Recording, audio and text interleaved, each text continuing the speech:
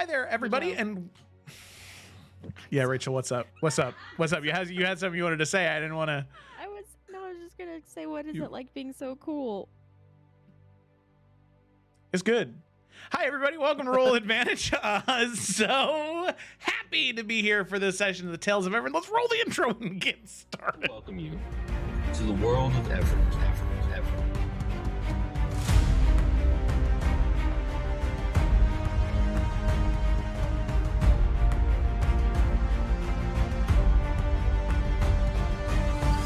The Seekers of Insanity.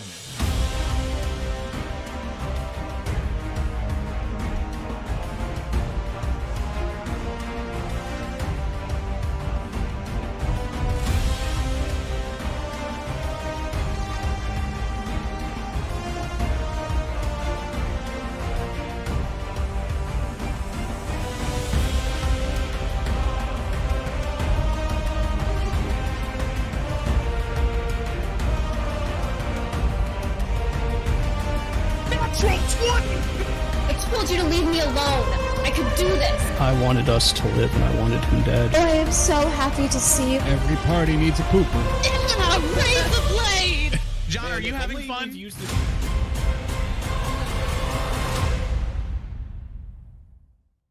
I would like to welcome. Hello, everybody, and Joe, we are.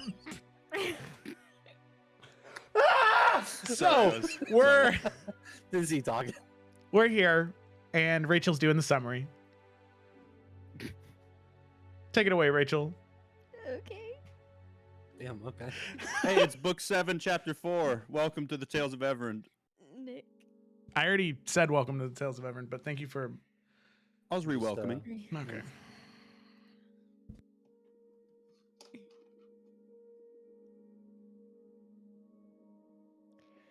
The air felt full of ghosts last night.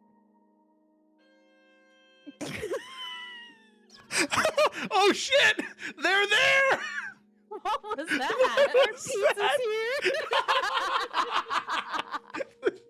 That was great. Sorry. That was so fucking. The air is full of ghosts. One of them just pulled up behind you with an air horn, man. It makes me jump every time someone rings their doorbell. Oh my god. Okay, guys, stop. This is not funny. I'm sorry. That what you said wasn't funny. Kayla squawking in the other room was funny. Okay. The air fed of ghosts last night, like a gentle rain that taps against your window as you fall into a world of dreams. That's when I realized what death truly was, what it must have felt like. Memories. The collection of love, sorrow, laughter, anger, all bottled up and tied off with a beautiful red ribbon. It's placed in the damp ground with a tender kiss, never to be dug up again. But those members will forever swirl in a cycle of life, of death, of life, of death. We leave this world, but not really. We reside in the way the wind whistles past one's ear. We float alongside pollen when the seasons change. We roll down in rivers of a tear on a cheek as we try to comfort the cries of the loved ones we left. But we don't leave. Not really. We become memories, which may dull in time, but never truly leave. Rian and Eden know this. They grit their teeth, wipe the moisture from their faces, and trudge on. They don't always feel that whistling wind, the change of seasons, or they don't allow those tears to leave their eyes. They don't let themselves tend to their own wounds because not acknowledging it is the only way they can still feel themselves tied to those they lost. We don't always make it out alive. And that they know too well. Gak, on the other hand, with his kind eyes and loving words, has been placed at a crossroads he never expected to be in. One direction leads to the past, the other to the present. Living in the present is easy, but the past lures us in with its temptations. It beckons us to discover the rights and wrongs, the secrets that our family so desperately tried to keep hidden. It wants to challenge our present body with information that we may be better off not knowing. Things we may not want to know, anyway. It's a fine line to walk, but you cannot choose both. But we are Gak's clan, and his battles are ours. I feel that Yrsa and I did what we were put on this plane to do. All of the trials we've gone through, the pain, the struggles, they all led us up to this point. We were being prepared. The burden of ending a life to let it be reborn again is heavy, even if they're being reborn on the other side. Death is inevitable, so we must live. Because the wind will still whistle, the seasons will still change, and tears will forever fall, but sometimes it's okay if all we do is just try to make it to the next day. I look up at the sky tonight. With exhaustion weighing me down, my eyes grow heavy, and sleep tries to get me to succumb to it. I hold on tight to this feeling, desperate to stay awake for one more moment. There are more stars in the sky, more souls taking their rightful place to watch us continue on this plane without them. I hope their leaving felt like a sigh of relief, or that feeling of your parents giving you a kiss goodnight and you can't wait until you see them in the morning. The moon is still shallowed, and my eyes finally close. Like the moon, I long for the day when we'll once again be whole. The end. Holy shoot! Yay! That was so good. Thank This you. isn't a Are family they friendly always thing. You like can say this? shit. Rachel's is. Rachel's is always a work of Dang. art. And I'm Venmoing her as thanks, blessing us Sending with you her, $100. like, Fell she and did that I for free. Fell and I were joking about this while we were waiting for the train. Yep. And Felicity, I told I you knew it not was to. gonna be. I'm not You doing didn't have it. to do that. No, Okay. I didn't. Good, good. 'Cause like I told you, I would be upset. Yeah, So- that was great. Sorry, Thank you, Evan. continue. Not that one.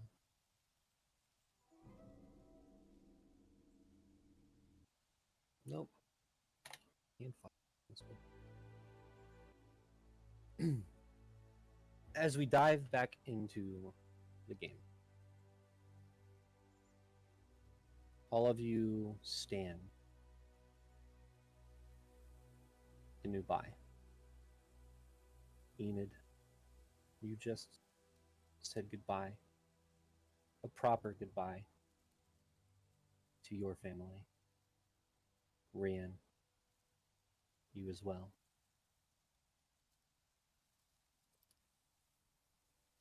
You stand there as you look into the quarry and you see the newly grown foliage, flowers and moss and vines, and trees starting to sprout from the limestone. Dubai, with its tragic past, finally set at ease. The spirits finally allowed to traverse to the other side.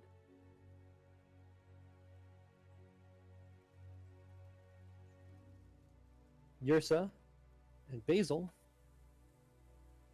as the spirits fade and the magic as well, your spirits slowly fade back into your bodies that still sit around, eyes closed, this bonfire.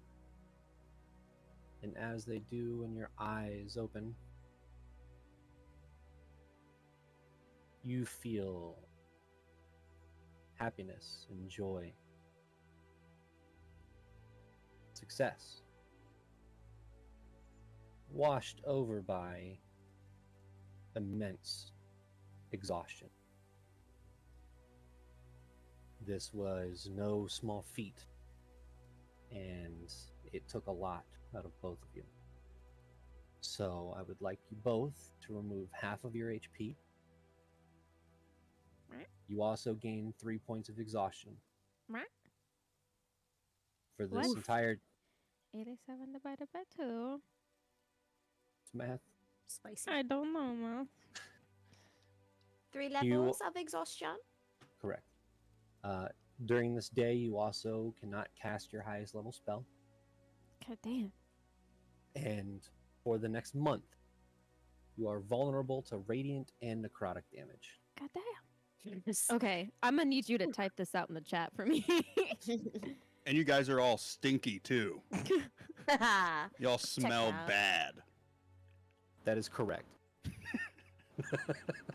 You guys smell awful. And we There have you to go. sleep in like a long rest to get rid of like 1 level of 1 point of exhaustion, right? exhaustion. Correct. Okay, so half that our exhaustion HP, 3-level exhaustion, was a spell slot, vulnerable to radiant necrotic damage for a month. So Rachel, just so you Love know, I'm that. gonna send to you what 3 levels of exhaustion are as well, because it also fucks us up. It should say Oh. on your sheet, like when you actually give yourself the exhaustion, it'll tell you what yours. Where do you find that at on And your click character on sheet? Mine- conditions, Mm-hmm. and then at the bottom where it says exhaustion, you can drop down the levels, and it'll tell you Oh. what you have. I'm big down. Where's My conditions? speed is halved, Below your hit disadvantage points. on ability checks, and disadvantage on attack rolls and saving throws. Yeah, it's Yep. roughy Man, McGuffy. we going back to old Basil, aren't we? It looks like And you have yourself set as blinded as well on accident, Rachel. Just so you know, I don't think that's part of the exhaustion. No, Basil's just legally She's blind, just so she has to lying. mark that. she Once is I didn't legally know. blind. And I'll be adding the vulnerability to radiant and necrotic to your character sheets, so that just don't forget. You can refresh, and those will be there. Thank you. I mean, But, like- boo, but thanks. Yeah. It could have been worse. Yes. As the rest of you look to Basil and Yrsa, you can see that they're even having trouble trying to stand up.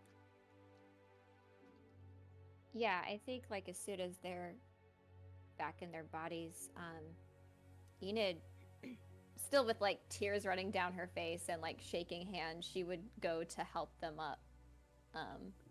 For sure, seeing how exhausted they are.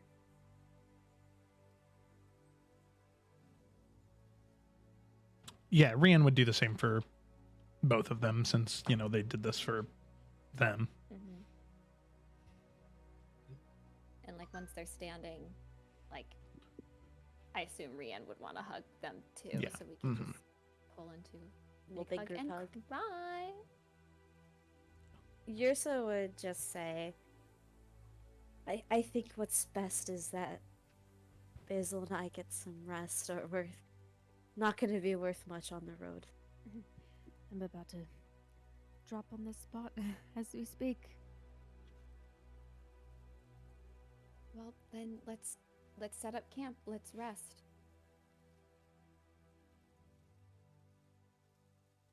Basil's gonna probably reach out and squeeze Yussa's hand first before they all leave. Yeah, she'll give Basil a squeeze back and just a small smile, knowing that they did something very important today. Yeah. It was worth it. Yeah. Can we go to sleep, John? As you both get up, are you guys starting to leave nearby, or are you going to start putting up a camp nearby? What time is it? Well, it is Pretty early early. morning.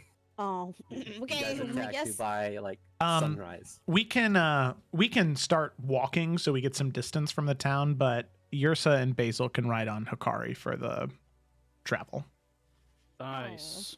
Thank you. As you start to walk away, Gak, you hear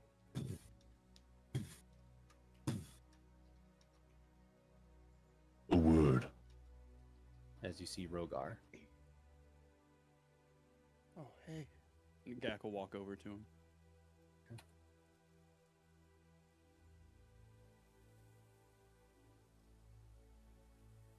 Just for everyone's reminder.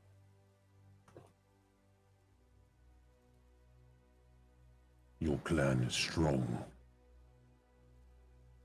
You see him peering back and looking at Nubai now.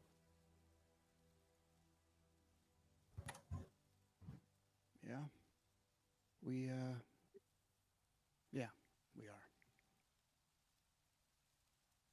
I misjudged you, nephew. A lot of people do.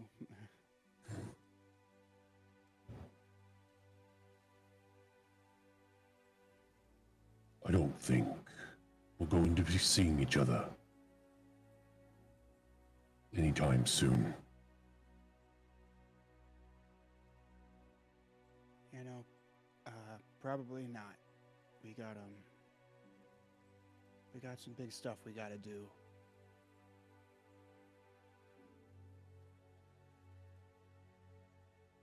You see the axe that he's holding, he kind of just puts to the side, Safe travels. and his hand extends towards you. Gak will reach out and grab it. And you be safe too. He nods and slightly bows his head and starts to walk away. You don't see the pack of Goliaths with him. He just walks back into the clearing of the forest behind. Gak will probably stand there for a little bit and just watch him go. And then he'll turn around and join the group. Okay. Rachel, no. Just for the day. Okay, cool. So, with that, all of you start to make your way down the road.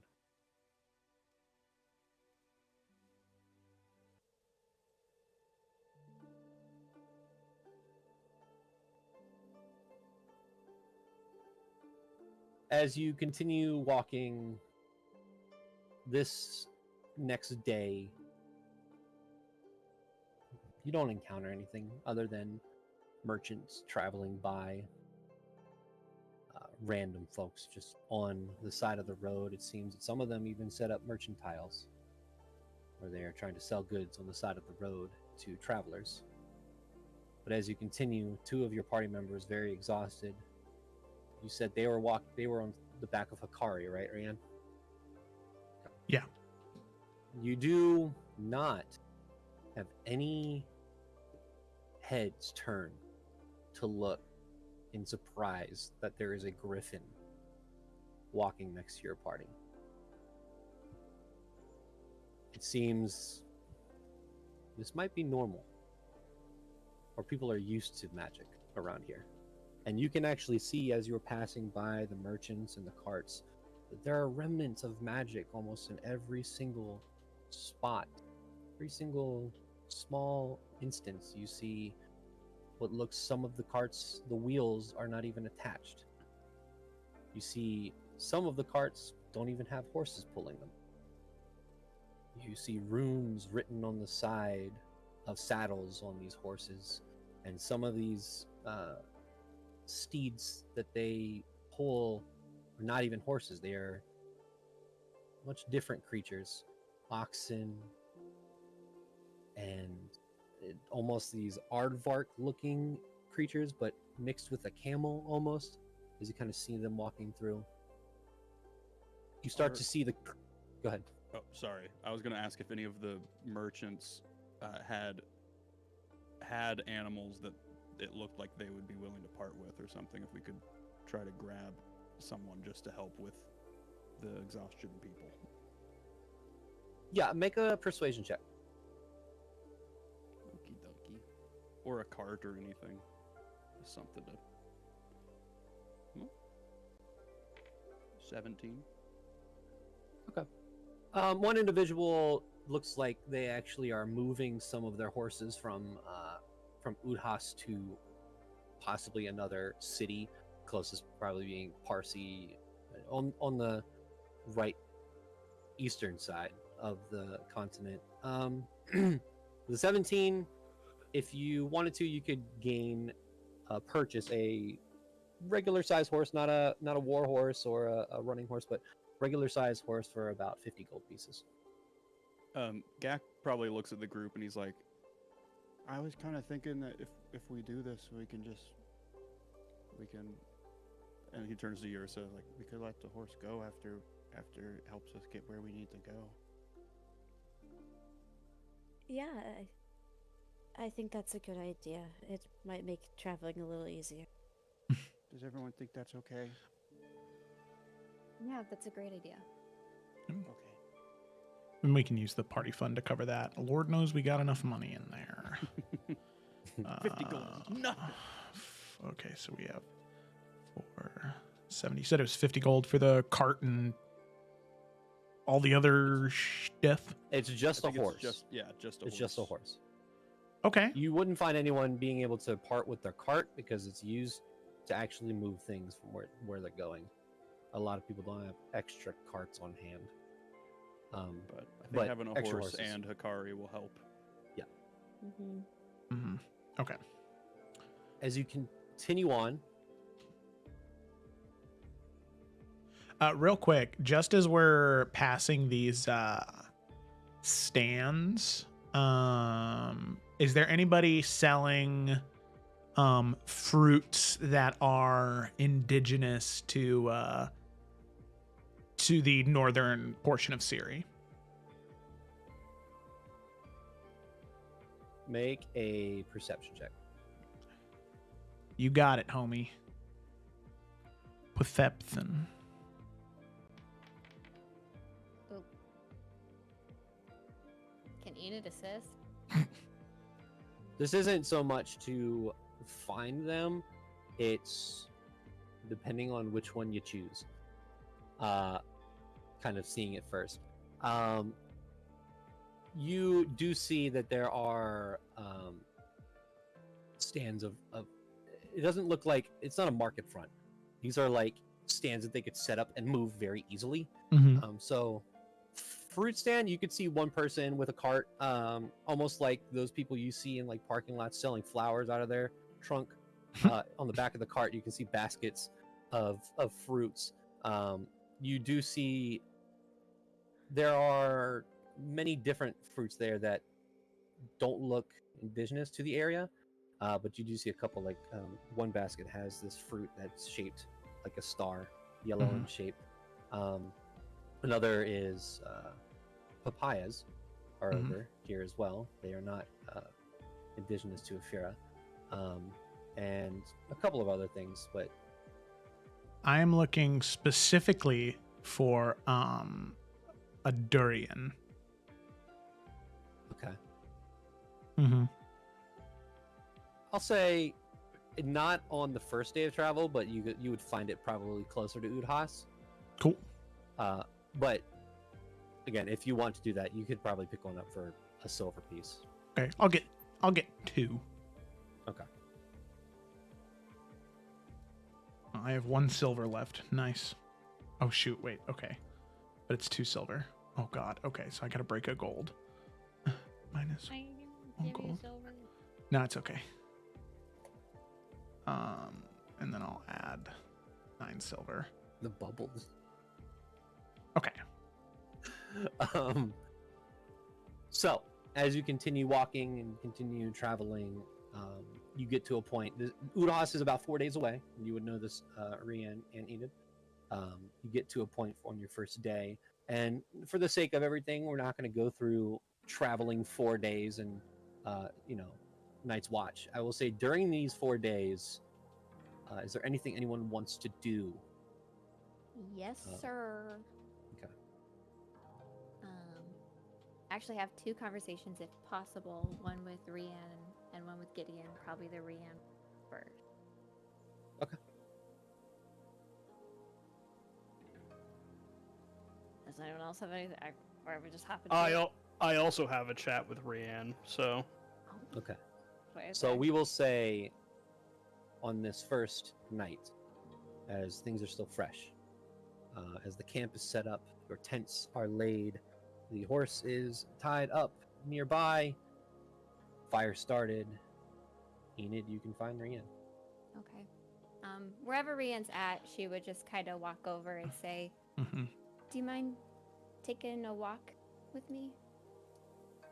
Of course I wouldn't mind. And he'll kind of stand. You can see that off to the side he has like a little makeshift table set up, and you can see that with the dagger that he has, not the flame tongue, but with a regular dagger, it seems as though he's preparing to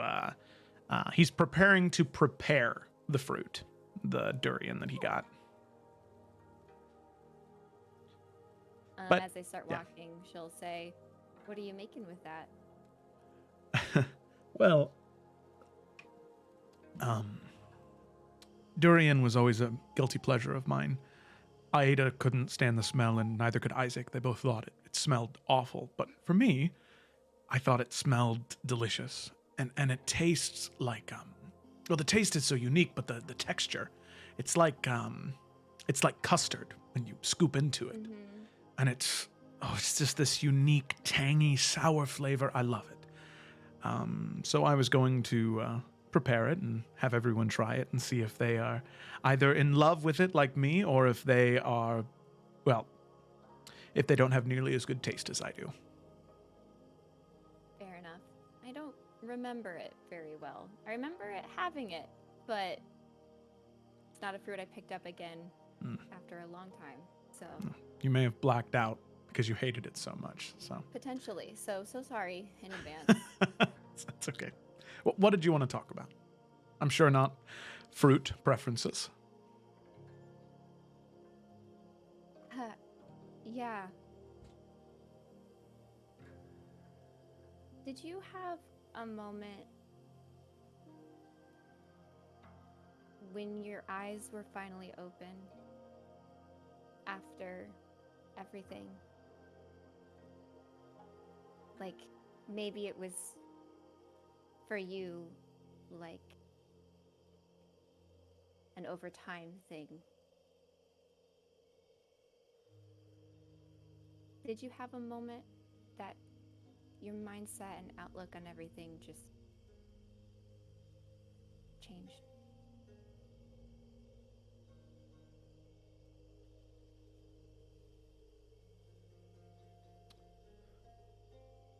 Yes, I did, actually. Do you mind sharing it with me? Well, since you asked, I suppose I can. It was such a small thing for me.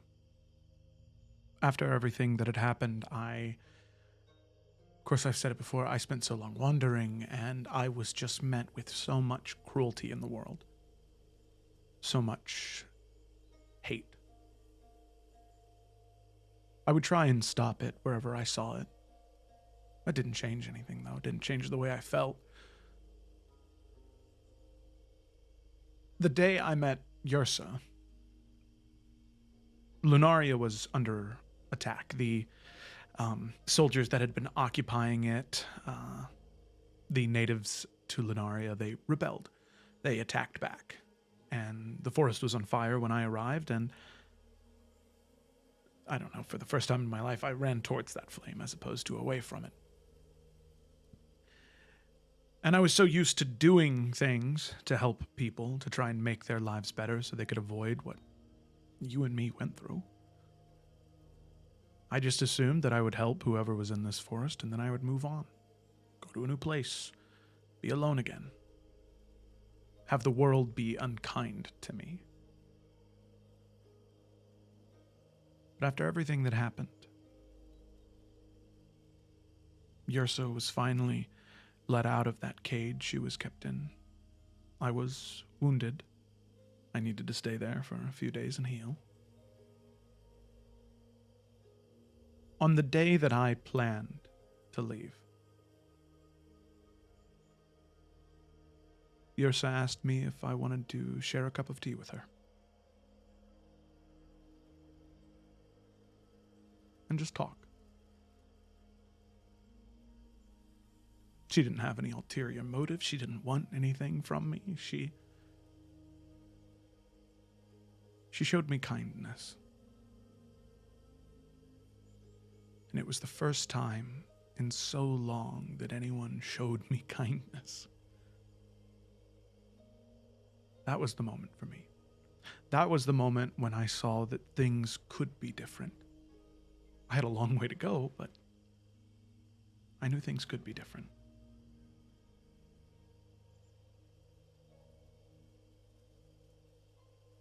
That was it. Beautiful.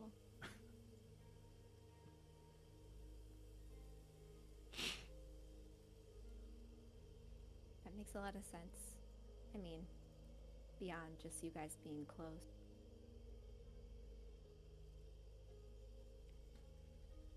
And what I feel about silly.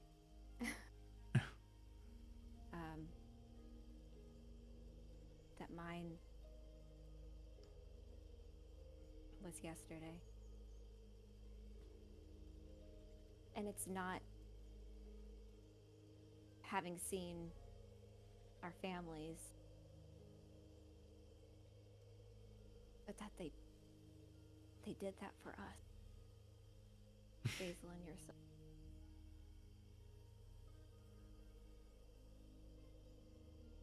I, like you, was so ready to shut out everything. To the point where even killing Alano felt like nothing.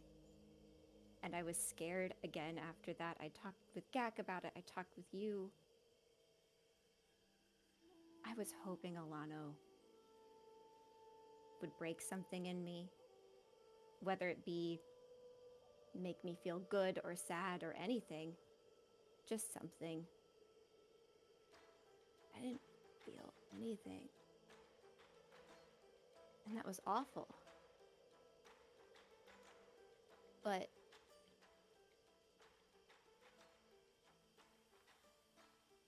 that gift they gave us yesterday,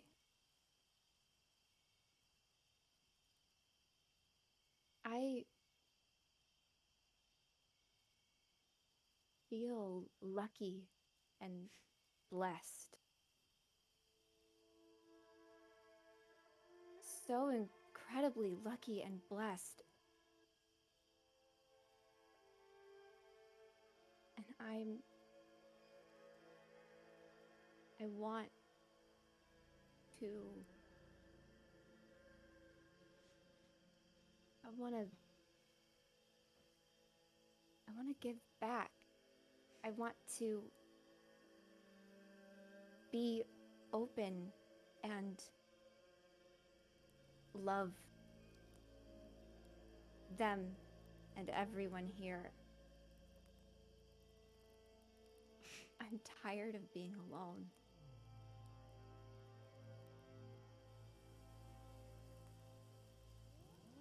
And I know my family said that they were proud of me, but I want to be proud of the things I can tell them when I see them again. Because I'm not right now. I didn't expect to have to face them so soon. But I'd never even thought about what I would tell them when I saw them next. I just let myself rot. But I don't want to rot anymore. I know this is not like something like overnight. I'm gonna need a lot of help.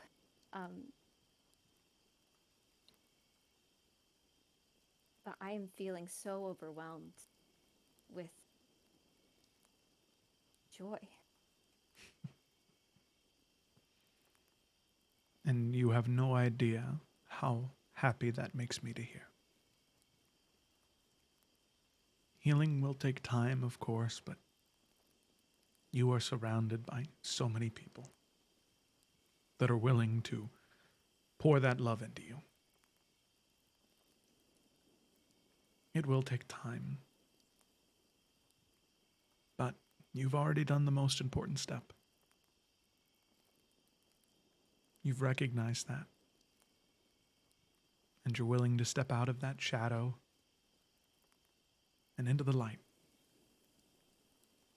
And I'm sure it feels very nice to finally feel the sun on your face. I'm a little nervous and scared, but I'm mostly happy. And Rian, I am sorry. I'm sorry that the first time we met, I was so in the dark that my first thought wasn't to run into your arms and tell you I found you. It was... Enid, it's not your fault. And I don't blame you.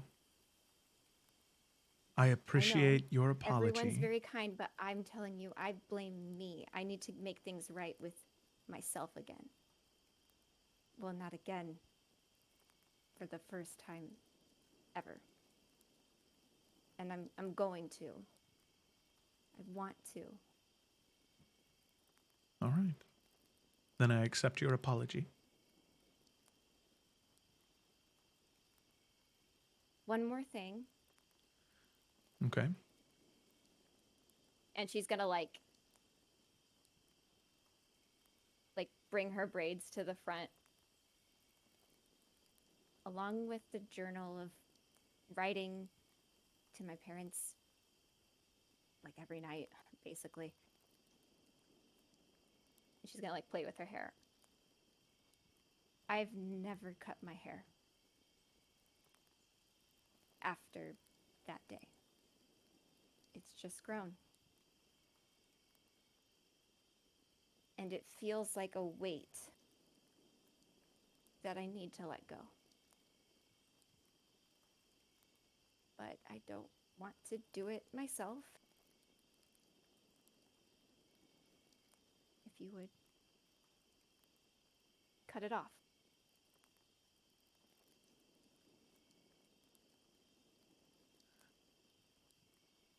You see him think for a moment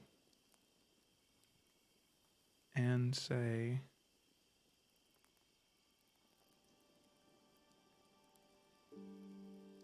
I can do that on one condition.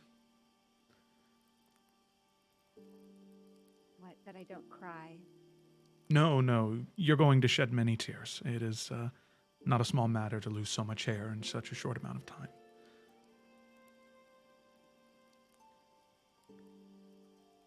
But you saying that makes me realize I've done the exact same thing. I think it's time for both of us to have a bit of a new beginning. So, I'll cut yours. You cut mine. Okay.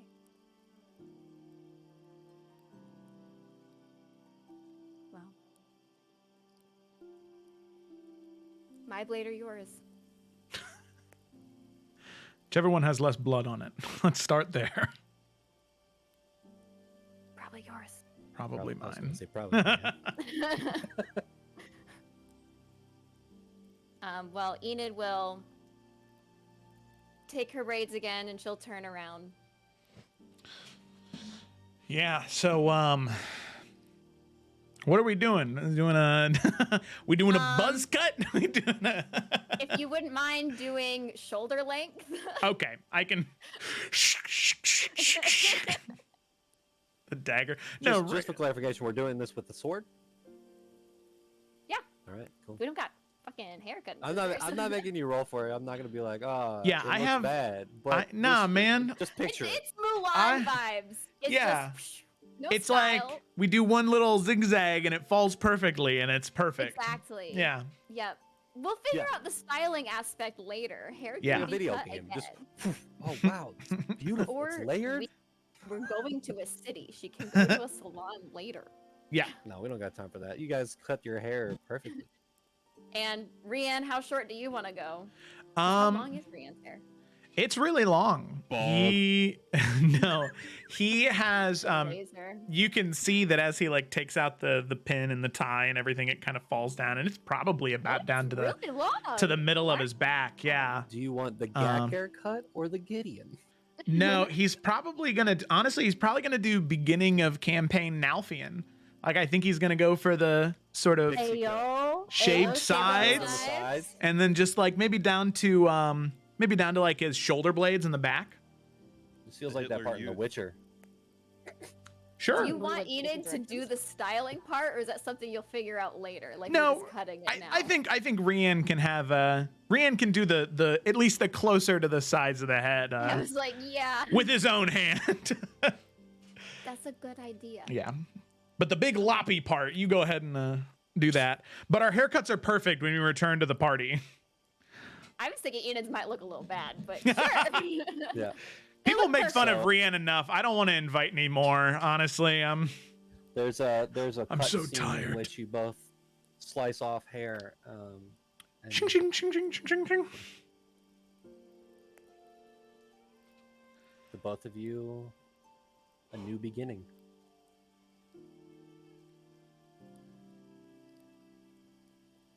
Well, Enid tries to like suck in the tears. You can see them like still start to like peel out of her eyes. I didn't like it anyway. It's so in the way, you know, when you sleep, it gets all around your neck. Mm-hmm. And sneaking around, like people stepped on it, like it was Mm-hmm. a mess. So, oh God, okay, it's done. It's just hair. Yeah, it's just hair. It's just hair. As he's like looking into the reflection. Yeah, in like whatever river we're by. Yeah. I think I've got a nice shaped head, right? This wasn't a mistake. No, you look really nice. All right. Oh, it feels weird. The wind. I feel like my head is so light. Do you think Basil's gonna care?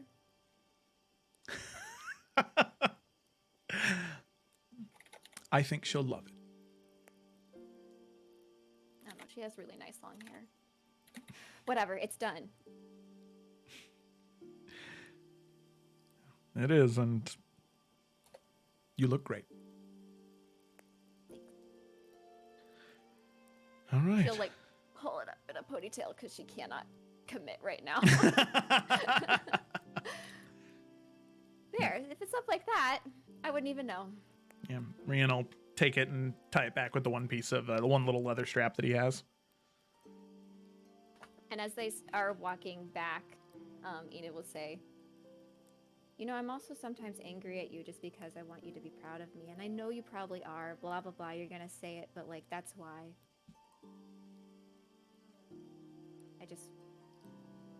And I think it's myself that I've been upset with, but I've been assuming everyone else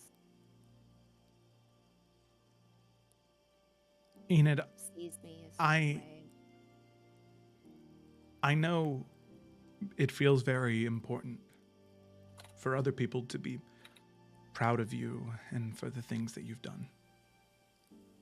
And I want you to know that I am very proud of how far you've come. But I want you to try and do me one small favor. From this point on, don't strive to make me proud, or Gideon, or Gak, or Basil, or Yrsa, your mother, your father, your brother. Be proud of yourself and the things that you do. And I guarantee you that if you are proud of yourself, if you're happy in the decisions you've made, everything else will follow suit. All right? I love you, Rian. I know you've already said it, so you don't have to say it back. I just needed to say it, so yeah. I love you too, Enid. And he'll hug her Yeah, she'll hug back. and say, So, ready to determine if you love or hate durian? I am. I want to try that again. I'm sure it's actually, if you prepare honestly, and then she starts talking about food and culinary stuff and what she's learned by like making herself food, and she's like, really everything can be good if you prepare it the right way. So really, it's all on you if I like this dish or not. You get closer, it does smell really bad. The durian? Mm-hmm. Can Enid, with her expertise in cooking skills, not expertise, proficiency, expertise is different. Could she kind of assess what it needs? I mean, durian by itself, this is me just spitting bullshit at this point, I know is good. People say it's delicious. It just smells really bad. Like, that's the thing about durian. Like, it smells...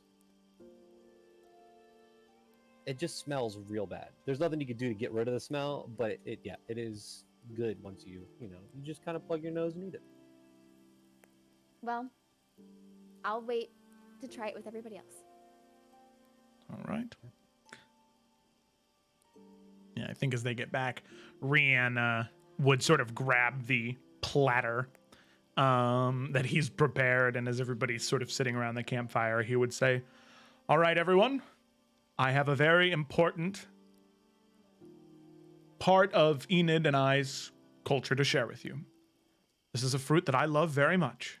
I think that it tastes delicious. It does not smell very good, but it tastes a lot like, well, I don't want to spoil the taste, but it feels like custard or a soft ice cream. Delicious texture, delicious flavor. You just have to get past the smell. I myself, I love it.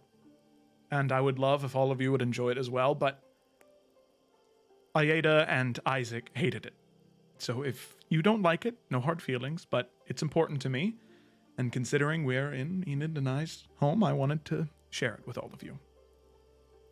And he'll kind of take one of the pieces. You see, he kind of like plugs his nose. So creamy. Oh, God. Well, Basil's gonna step up and hold out her hand. All right, he'll sort of take a piece, set it on her hand. Remember, plug your nose before you get it too close. Right. And you see her kind of taking a breath. And then puts a piece in her mouth, and she's trying to chew really fast, and then you can gather that, she can't hold her breath for very long. But as soon as she swallows, oh my God. Right? You really just have this at Yeah. your home? It is Wow. fantastic. It's just if you smell it first, the entire thing's Right. ruined. All right, let me Right. try this shit again. I don't remember. And So she just said for it. context, durian tastes like caramel and vanilla, like just as a fruit. Ooh. But it smells like real fruit. yeah, but it smells like Yeah. sulfur when you go Oh, to I didn't know. yeah, it's real. I'll post an bad. image in the. Stinky. It's Not bad. It's spiky. Rianne, I like your hair. It looks very nice. Thank you. It is nice. Yes, Enid gave me my haircut. Oh, very nice. Well, Enid, your hair looks wonderful too. Oh, it's shorter. It looks beautiful, Enid. She like blushes. Rianne gives a knowing look. Yursa gives a knowing look now too. Basil turns around seemingly unaffected, like, oh yeah, we're friends. And Enid says, "This really stinks." Like, Yursa's oh my gonna God. just eat it. And the smell does not bother her. He's Rianne's had like, stinky fruit. okay, girl, I'll see you. This is delicious, Rianne. Thank you so much for sharing it with us. Very welcome. So, with that, your first night of rests come to a close. You wake up the next morning. 1 point of exhaustion for Basil and Yursa, and everyone else can hit the long rest button. Long rest. You travel your next day. You set up camp once again. Once again, traveling and passing by these merchants, but you can also start to hear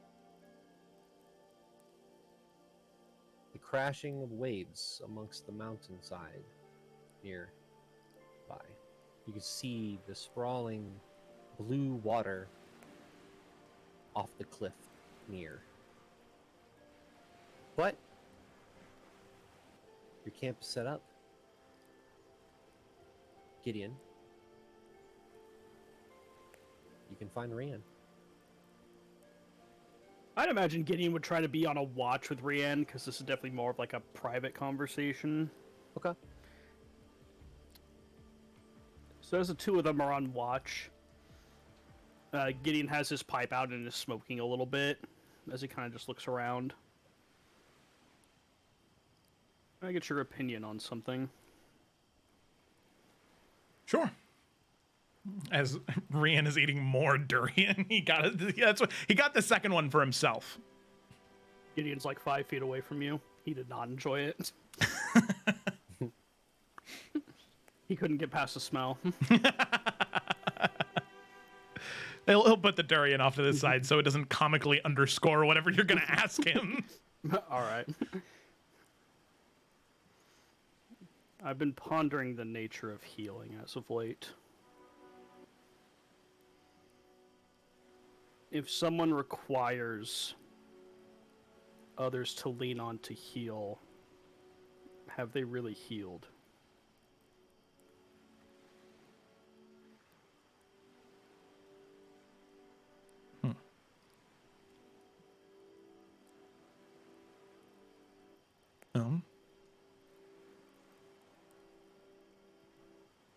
If you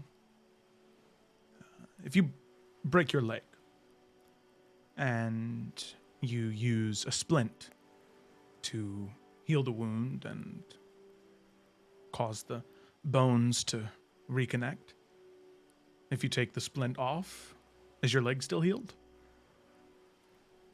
It is. Then I like to think the answer to that question is yes.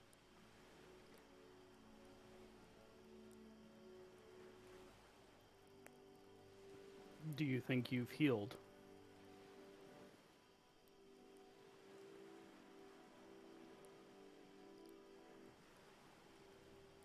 You see him think for a moment. He opens his mouth to respond and then closes it.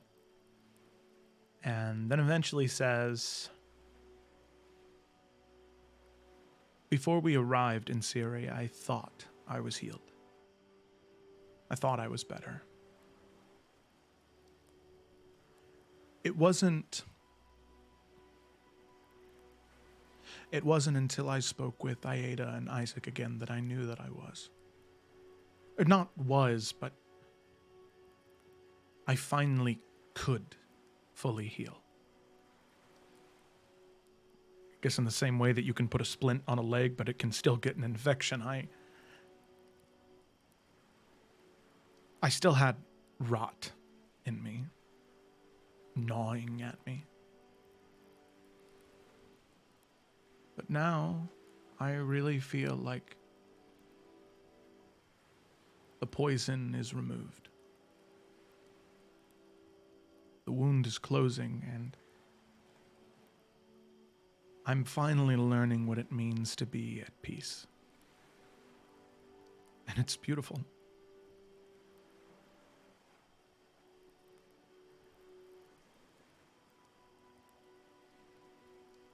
I didn't like who you were 2 days ago.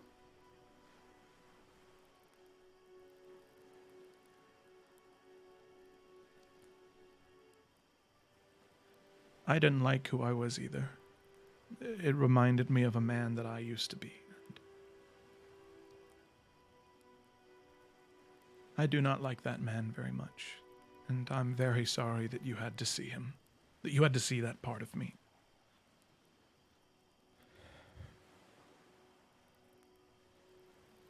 it makes me worry that I haven't healed yet. Or makes me question if I have.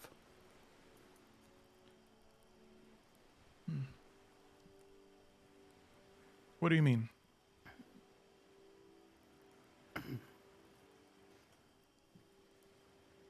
I felt like I was making the right decisions and the right steps, but I've felt that way for a long time, even when I wasn't. When you look at everything in a box, it's easy to come to whatever conclusion you want. Gideon kind of stops. He's trying to think about like how to phrase it.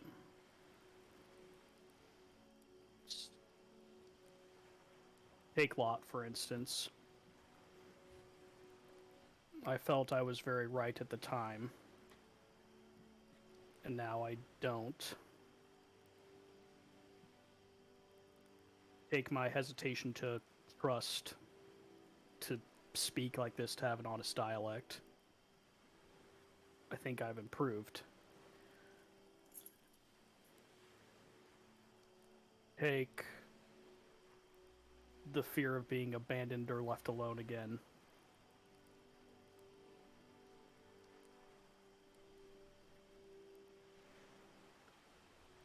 Again, I feel like I've gotten better, but am I better because I've healed? Or am I better because of the people I've surrounded myself with?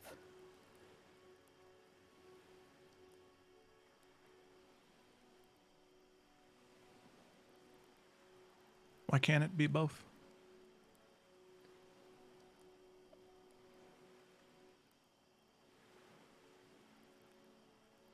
If you get wounded on the field of battle and you don't clean it, you don't dress it, you don't rely on experts to help heal you, it will never get better. It will fester, it will rot, and you will die. That's the truth. Science. But you clean it, you dress it, you go to those people that can heal, that can remove those toxins from the body.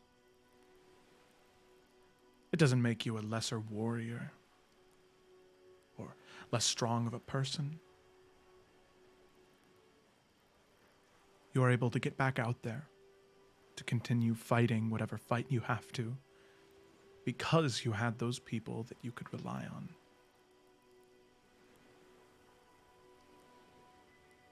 You make a very good point, Gideon. It's scary.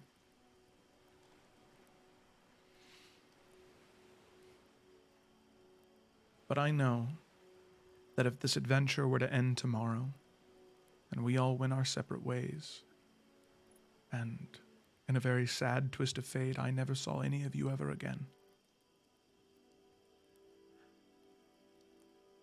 I would be overcome with grief.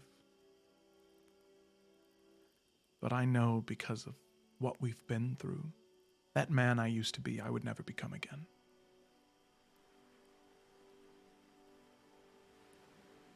I know that for a fact.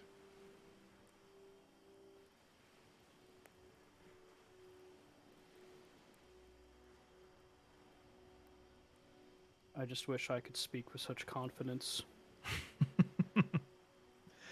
Rhea, when the portals are closed, when we're done, I have to go back.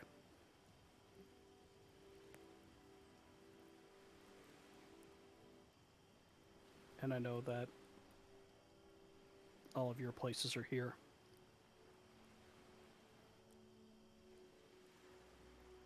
And I don't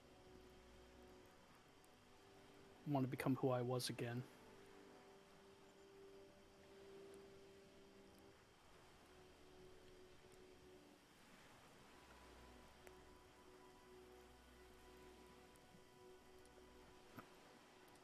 That's not an easy decision to make. But it is your choice. you truly believe that that's what's going to be best for you.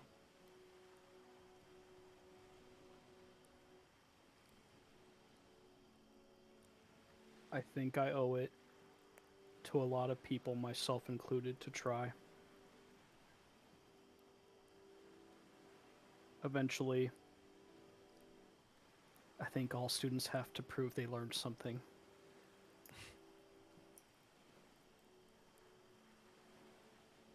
You see, Rian is quiet for a really long time. And he eventually says, "If that's what you want, then I will do everything in my power to support you. And to make sure that whatever home you decide to return to, it's safe. And your work, whatever it may be, can happen peacefully."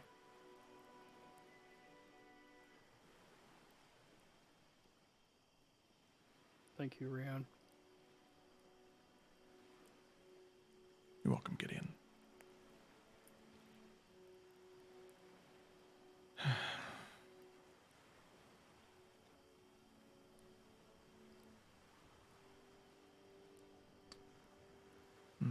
And you can see Rian just sort of look up to the stars and knowingly sort of look to Gideon after that and nod. And Gideon can tell that Rian in this moment is definitely thinking and organizing his thoughts a bit more, sort of mentally preparing himself now for that day, whenever it may come. In contrast, he sees that Gideon is just staring at that fire. Almost like he doesn't want to see anything else around him. Yeah. Okay. With that conversation over,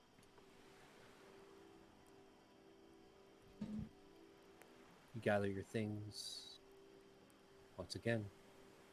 Wake up the next day, pack up your tent, and head on towards Udhas.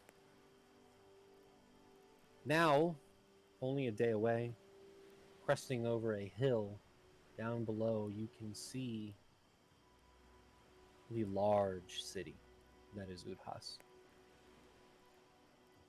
In the distance, the almost pyramid-shaped roofs that tower over this wall that encapsulates the city. But you must sleep once again. You can mark off another exhaustion. Here's Basil. And on this night, as you settle down,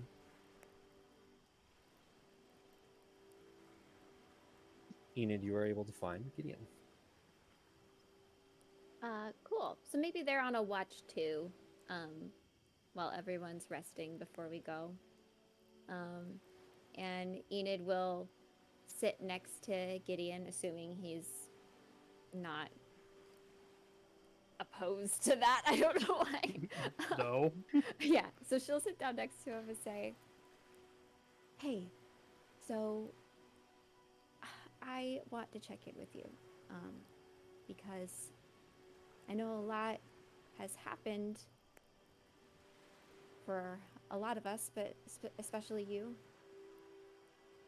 I know with the events of the last few days, ever since we got to Siri, maybe it seems like things have kind of moved on, but I definitely haven't forgotten what we went through in the Astral Sea. That was a lot. And I feel very connected to you right now because we both took care of the people that took our families from us and also briefly got to spend time with them. And I know how that experience has changed me, but I want to make sure You're doing okay. You see, Gideon kind of thinks for a minute. I'm doing okay. I'm not really sure what the proper feeling I should be having is. Maybe there isn't one. I don't know. Look, proper feelings for things, that's new to me too, so I might not be the best person to help with that. But I can be someone to empathize with you if you want to talk through anything. I know I didn't get what I wanted or thought I wanted from the experience. Somehow I got something better, but I don't know if that was the same for you.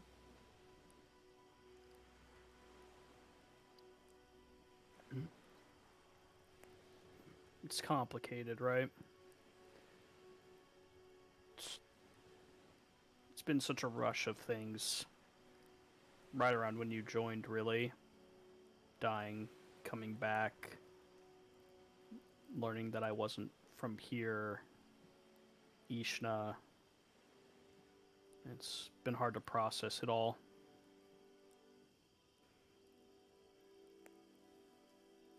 It was easier believing that there was nothing out there for me, you know? Yes. Can't be disappointed if you don't hope for anything. Can't be hurt if you don't let people in. That was mine in particular.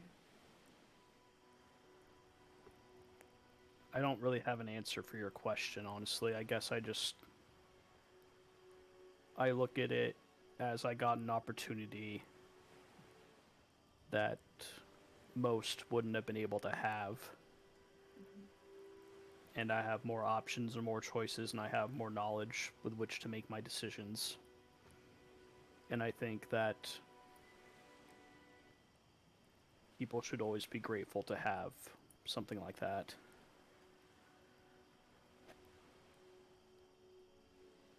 Yeah.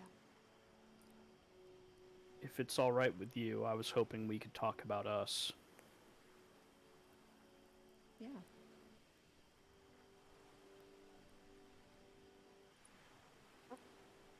Why did you come to the Astral Sea with us?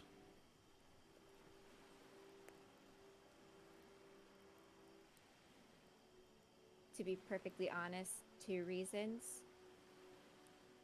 One was selfish. The Astral Sea and my connection with Moon. I almost, in a way, wanted to see if that was the place I could escape to. And then even, I didn't know necessarily that it'd bring me that close to Moon, as Moon seemed to be more connected to the Feywild. But I did, similarly how I felt drawn to you, almost like a weird kindred spirit. The Astral Sea had a similar calling to me. And I thought, I think I said it in passing, but when I got there, I really did think that this is a place I could find myself staying in for a long time. I remember you saying that. But the second reason that I really struggled to admit to everyone and myself was that I really wanted to let myself continue to care about everybody. I wanted you guys to be okay.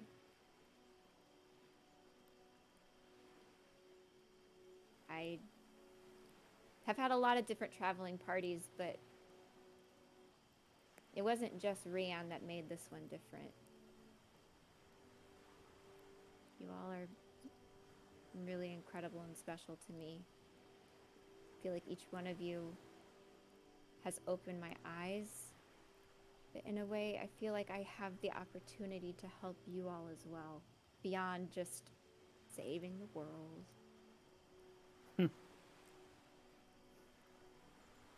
started feeling like I belonged. And I liked it. I like it. Not liked in past tense. Yeah, I knew what you meant. good. Why do you ask, though? Are you surprised? We asked a lot of you pretty quickly, and you rolled with those punches fairly well, you must admit. Oberyn, you were paid for. Ishna, you chose to get yourself involved in. I wouldn't have blamed you if you hadn't. I wouldn't have blamed anyone if they hadn't.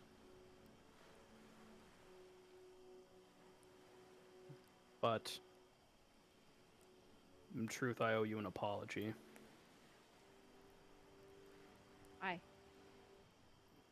I didn't voice it, but I was upset 2 days ago with you.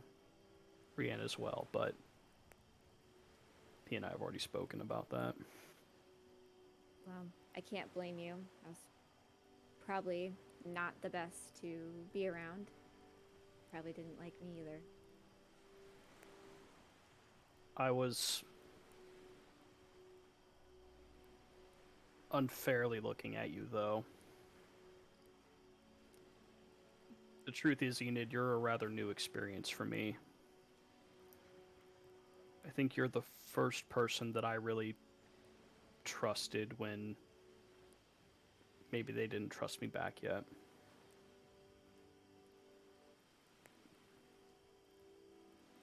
Like you said, I think that we think and feel things very similarly. It's easier to keep people at a distance. I kept people at arm's length for a very long time. No one can hurt you if they're not close. Yeah. After everything with Ishna, I guess in my excitement maybe, I knew that we were close, and I believe we still are, and I guess that's why I was hurt that you knew something about the people who had hurt you so badly, and you didn't tell me, like you didn't want me to help after everything you did for me.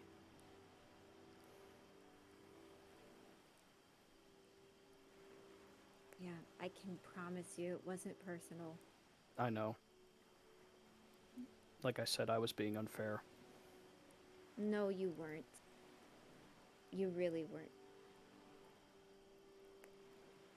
And you don't need to apologize. You all have given me so much grace. And on top of that, welcomed me with open arms just on Rian's good word, which wasn't the best, given that he didn't know me very well. Because honestly, I could even say the same to you guys. Why would you even want my help, is how I was thinking about it. I mean, at the end of the day, I'm just grateful. The why doesn't have to be known. You did. All of you did. And were kind enough to, as you said, trust me. My gut reaction was to say, that was dumb, Gideon, and you're not really dumb. But also... Thank you. No, thank you. Sorry, poor attempt at humor. It's okay. I just...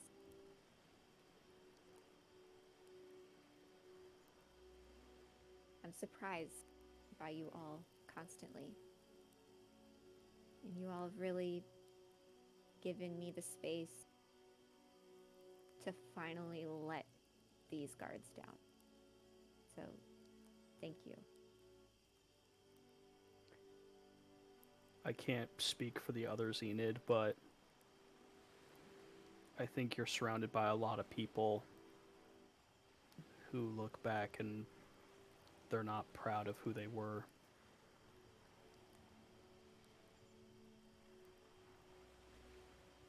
The difference now is they're either proud now or maybe we're just getting there. Maybe some of the chances we didn't get, we're just trying to pay it forward a little bit. Are you proud now? I am.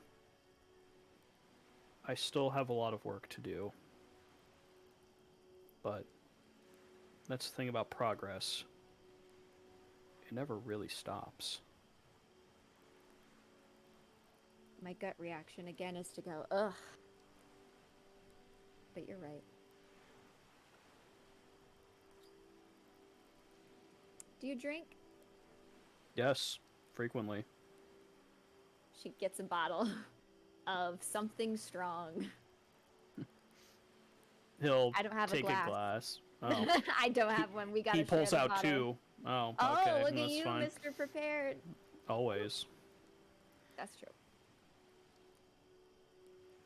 Gideon kind of holds up his glass to friends. Your friends. Ding. Okay. So with that, One thing, so small. okay. Enid, when she goes to bed, she sets her bedroll down by Basil's. She's gonna lay her head down and she's gonna go, Basil, psst, Basil. What? Is everyone okay? Everything's fine. Just shh, don't wake up anyone else. I'm sorry. I know you've been like really tired. So sorry to bother you. Yes? But I was looking at the stars with Gideon, and I was thinking, I don't know your birthday. Oh. Insert birthday here. If you need to, you can say that you say it, and we can figure it out later. I mean, I don't know what the months are. Neither do I, dude. Okay, so let's say April time of this world. April time.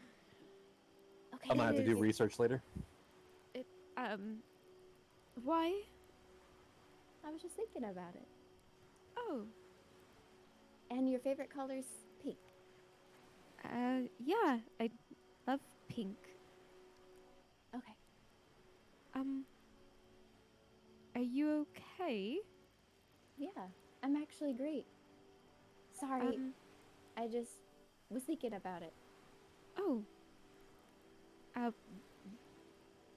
What's your favorite color? I really like gray. Gray's a good color. Yeah, Gray's an especially important color. like grayish silver. Yeah, it's a nice color. Sorry, you can go back to sleep. I'm so tired. I'm sorry. Oh. I just wanted to ask it before I forgot. Yeah, sure. Get me if you need anything. Same to you. Okay. Good night. And then she just like, you can tell she has like a little bit of a blush, but she's gonna roll over so fast onto her other shoulder. That's fair. She'll just go to sleep. She did not turn away from Basil though. She is like, Oh. yeah. Okay. So, with that, Gak.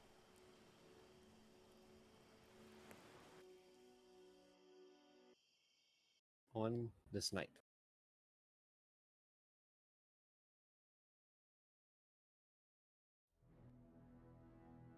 as you are sleeping, you feel this pry into your mind.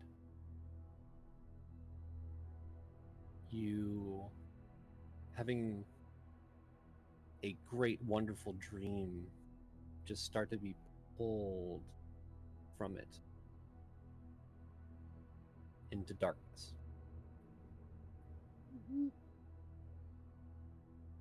As you hear, Jack, can you hear me? Yes, I can. Good. Where are you? We're right outside of Udhas. Good.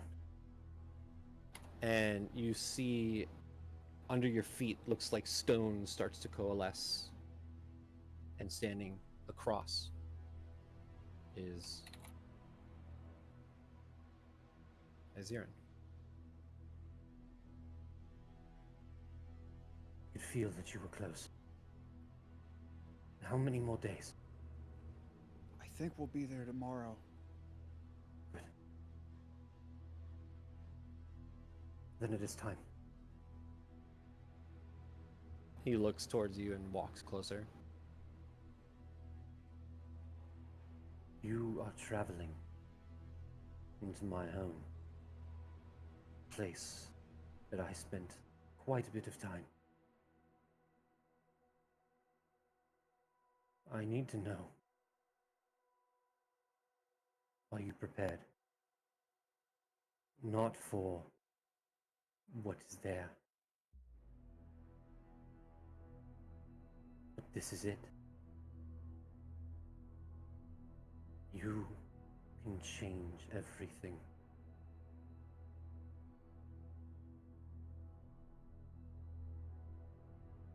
I think I've gotten a lot more prepared for things that I don't know are going to happen. But are you prepared for this? I don't know what's going to happen.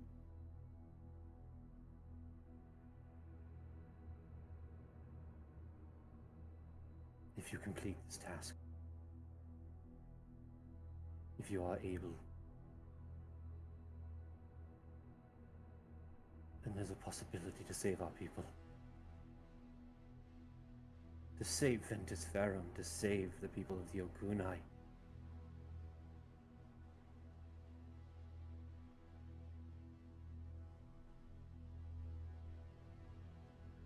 I'm prepared to do that.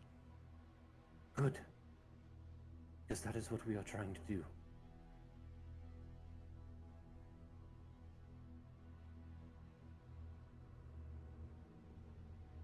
There are dangers ahead of you in my observatory. You and your party should be prepared. Experiments that I left behind, magics I tampered with. They still live there. And you have to be prepared to do what you must to bring back and save everyone.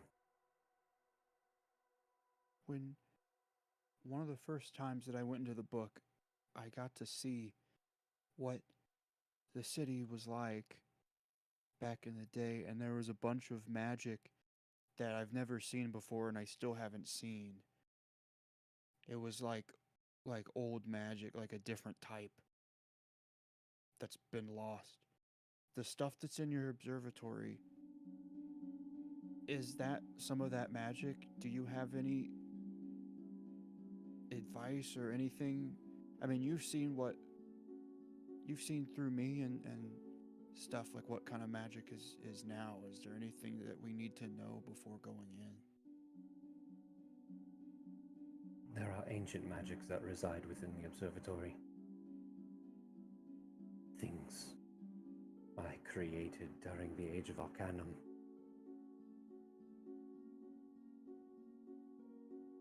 I know not what still survives.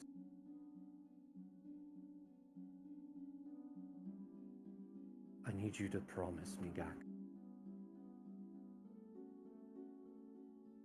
You'll know when it is time. And when you have to, release the book.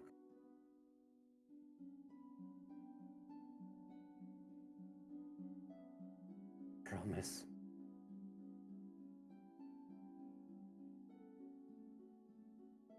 promise that I'll put the book back? No, just put it back. There is dormant magic that I have not released to you. Making sure you are ready. You will have to use that magic.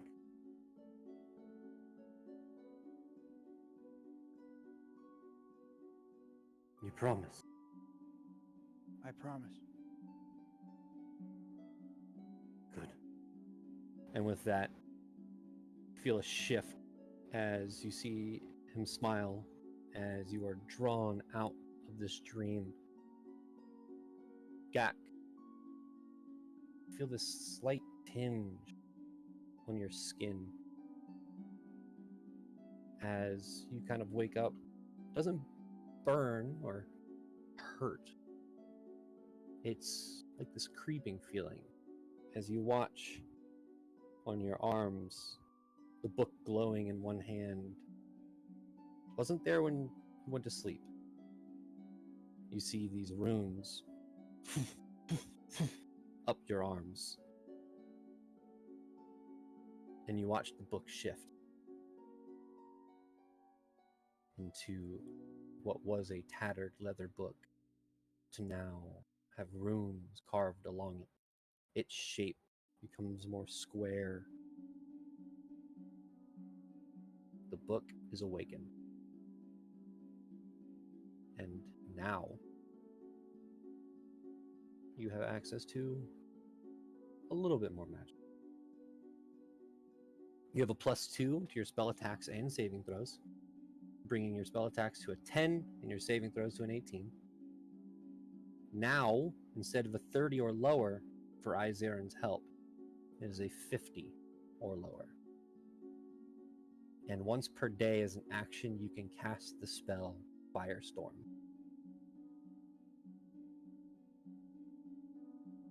Hell yeah. That's pretty sick. It is already in your inventory and updated. With that, you see the sun rising in the distance. Your party members start to wake up from their bedrolls as the final day for making it to Udhas approaches. You hear the grass in the beach below.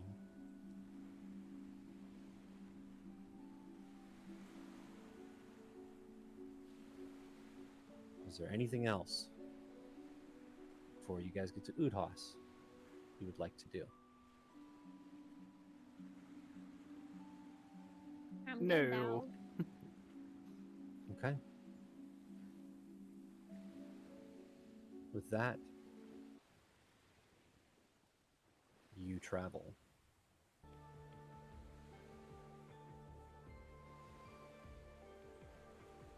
Long rest once again, the exhaustion gone from the two, Basil and Yursa. You head in. Continue on as you see in front of you large arched gates with gold and jade colored doors. You can see the towering roofs of green and red and gold over top of this large wall.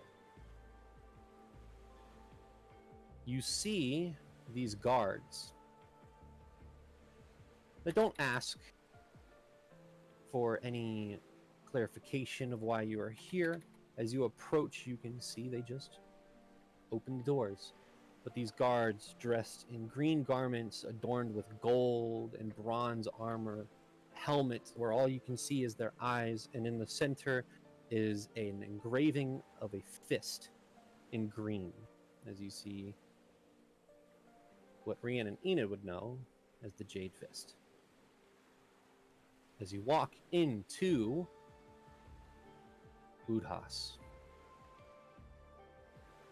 you can hear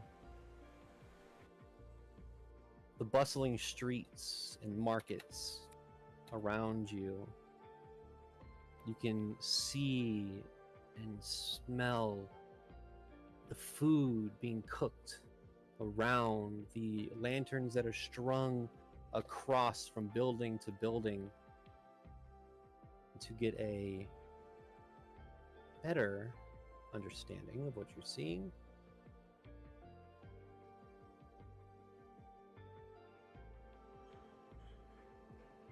Welcome to the city of Udhas.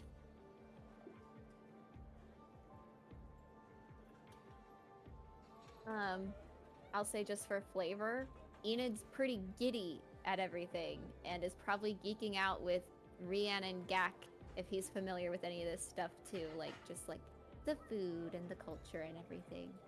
Just like nice to be surrounded by it. Okay. I don't know if I just played the wrong one. Oh god, where did it go? Don't panic, John. Yeah, it's that one. Get out of here. Oh yeah. Yeah. This fucking Man, somebody's slurping so loud. That one's so We're walking bad. We got souvenir cups. Can I have what he's having? Hey, what are you doing here? What are you doing? You want to I drink? clicked my tongue like half a second before y'all said about a guy slurping, and I was like, what? It couldn't have been that bad. I was like, oh my god. Is this the one? Is this my whole life? That's the one. I have too many sounds. Hold on.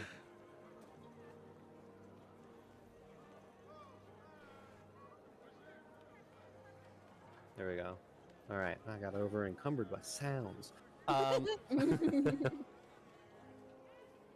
So, Seekers of Insomnia, I will say that you have come in around, where is it at? Let's say you've come around here. Where? So this is south, North, south. Okay, south. right? Wait. No, 'Cause- sorry, here. Oh, okay. So there, but this is so because Udhas is on the northern coast. So if It's we're flip entering, it. If you flipped it, so this is This is west. west. Nice. Yep. 90 degrees, like flip 90 degrees, or 180. We come Can you in make from a- the south. Could you make a compass rose? no. So Udhas's harbor is west. Just ping where you Of want. where you're So going this in. is okay. So this is east. I will make a compass rose. Okay. So, you make it into Udhas. What are you doing? Wow. I feel like this is just flavor. Yursa has never been to a place like this before. So she's like a child, and she's like, also where she's from, you just do things like this, but she's just touching things. And probably things she's not supposed to touch. Like she's picking things up and inspecting them. Things she probably should pay for. She like walks away and like is showing everybody like vases and stuff and like smelling things. She's just having a great time. I will say, as you are walking through this part of the city, you can tell that this is mostly the housing district as you're walking through, but the architecture here looks like there are dragons and motifs of dragons just kind of throughout the architecture here. And as you kind of keep walking along, you can see that in the center of this area there is a large statue of a bronze dragon that is seemingly flying above one of the structures of Udhas, fighting some sort of devilish creature. Brienne, And what is that? And she's gonna point. Well, that is the as John explains. You could walk up and read it, but Rian, you would know that this is a statue known as the Protector. What's the protector? Reading the I think Rand just read the plaque, so. yeah, reading the plaque, It says this is a statue of the dragon Zephorion. It was a great bronze dragon that during the calamity successfully warded off one of the lesser betrayer gods during its attack on Udhas. This is a statue of a bronze dragon Zephorion. It actually warded off one of the betrayer gods during the calamity. Which god? One of the betrayer gods. Which betrayer god? Yeah, which one? I'm gonna go out on a limb and guess Osmodeus for 300. No. Who are you talking to right now? No. No, it would have been Baal. Balls. I'm sorry. Baal, the tyrant betrayer god, the great tyrant. Oh. No, wait, no. God of murder. He's murder. God of murder. Rian. I was getting it confused with the other one. There's the three. No, Merkel is the god of death. Eda doesn't know this shit. Eda doesn't know this shit. The one Gortash. The what? Really? Is that Bane! No, Bane is the one of law. Bane is the one of law. Merkel is the one of... Yeah, arch nemesis to Never Batman. mind. All right. Anyway. Yes, there we go. Whatever. I'm taking all this back. So, are we like... So, because if yours is picking things up, are we like walking through a place that has like a bunch of stuff in it? Like stands? It doesn't look like this is a market. Okay. We're just picking people's furniture up. Oh, okay. Their front porches. You guys are just taking clothes. She's like, wow, this is really interesting. So that's that decorative belongs to pot. somebody. That's not for sale. Oh. Yeah, I think it was just drying. But then, did Gak receive instructions? Because we're at Udhas, but do we know where in Udhas the bug's gonna go? I think we need to find an observatory. I don't know what that looks like. You know, I think first though, I think I feel like, I don't know about all of you, but I feel like I'd feel a lot better if we had one more person going into this. Please, where are we gonna find someone to join up with this last second?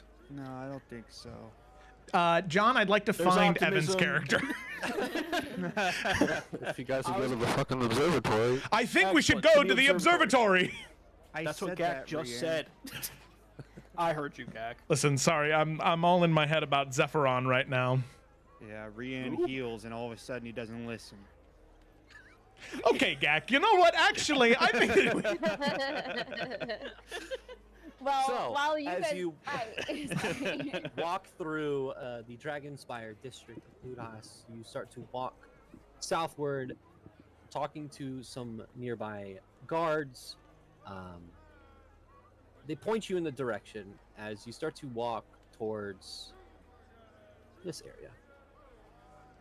You do pass by a large cathedral-like building where you can see what look like monks dressed in black and red robes, kind of out there doing these beautiful, almost like dances, but they look more martial as you see like the symbol. Rian, you would know that this is the Order of the Crimson Wind, a monastery of monks that train here. All right, Probably there some is of the the most Order of dangerous. the Crimson Wind. It's very dangerous. As you continue walking forward, you get to a district that looks dilapidated. Section of it. Old and destroyed. But it doesn't look like it was destroyed by something rather than just time. As you see a large domed building with a metallic telescope pointing out of a slit in the dome. The telescope's lens is cracked and broken. There is a wall that separates everything else from this, and you can see many guards posted in front of it. Looks like your destination.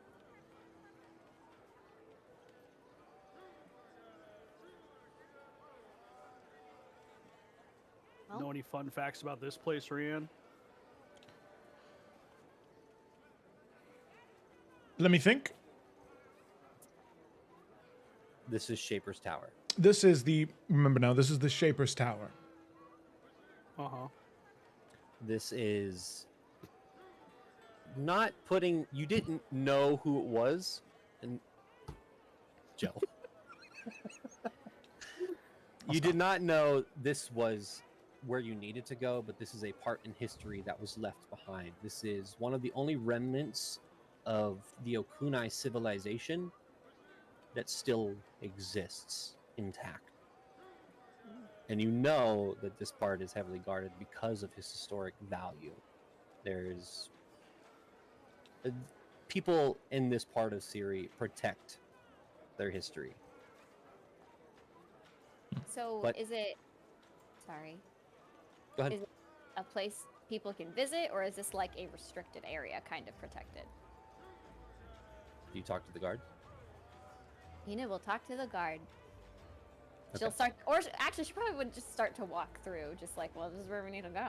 She'll start to walk in. You see that the guards kind of step forward and say, "I'm sorry, this is not on bounds for civilians." Oh my gosh. What word was that? Civilization. No one can Civilians. civilize here. Civilians. Oh. And she's gonna like turn to look at Rian. I think we have some important business that we needed to take care of here, though. Unfortunately, unless you have paperwork or you are part of one of the organizations, civilians are not allowed in.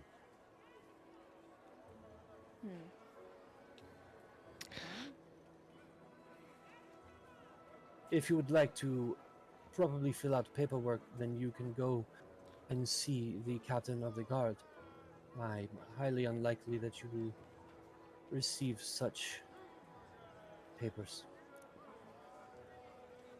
Well, we have very important business, so I'm sure we will receive those papers. Thank you. She'll turn around. Head back to the rest of the party. Okay. What's so special about this place again? Besides, this is where Bagak's book needs to go.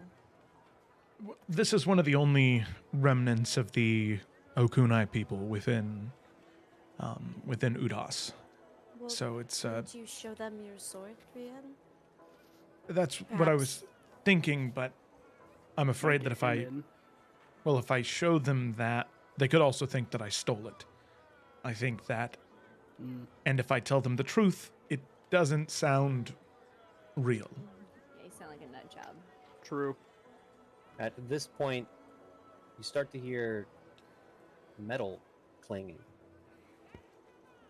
walking in a quicker pace towards your party. And as you look behind, Evan, if you would like to describe... Let's go! Let's fucking go! Yeah! Oh, let's go! Yes.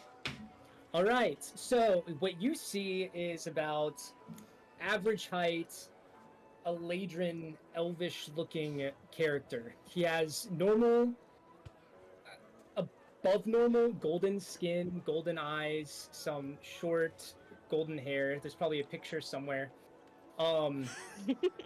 Very like, yeah, there it is. Oh.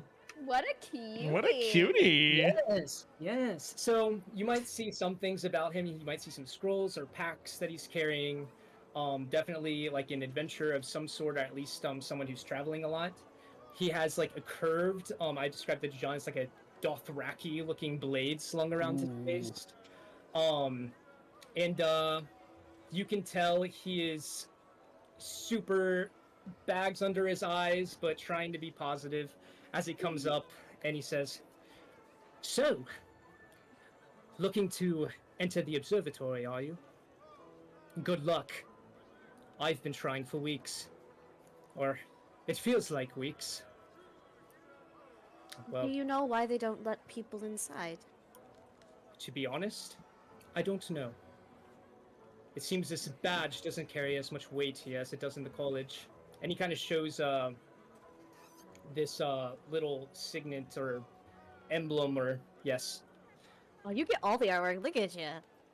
Hell yeah. Yeah, so My name, I am Archivist Liam Adevil of the Rune Runners of Lorehold. Exploring old, ancient, magical places is part of my expertise, and you would think my knowledge would warrant my entry into such a place, but apparently it does not ensure my safety. The gods say I have access, but I need an escort. But, Yrsa raises her hand. We could do that. Well, and my friend Gak and I, we have gone into places we're not supposed to, so we have experience. Mm-hmm. I personally have a very strong connection to the Ukunai people, so if for nothing else, I would love to help you in this venture to hopefully learn more about them. Fascinating. Yes, the Ukunai has been a big interest of mine. It's been my primary field of study, I should say, at least the Age of Arcanum. And there's something I'm hoping to find in the observatory. Is there something you are all looking for? Well, like my friend Rian said, we just, I guess in a way similar to you, have a connection to this history. Maybe not that we've studied it for so many years, but we have traveled from very far to get here, to be here. So we would like to experience it. Mm-hmm. We've traveled from Afera, actually. Interesting. So, you must know a little bit about the magic inside. A little Or... bit, yeah. Really? Well, I can assure you, I know quite a bit.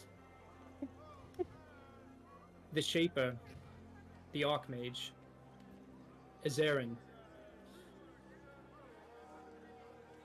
He studied a very interesting kind of magic.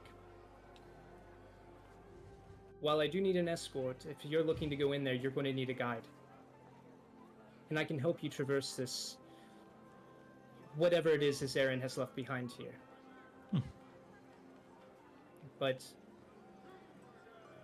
I think we could work together here.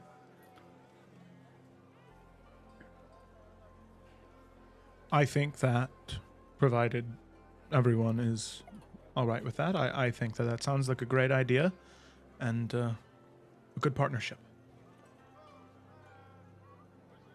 Splendid.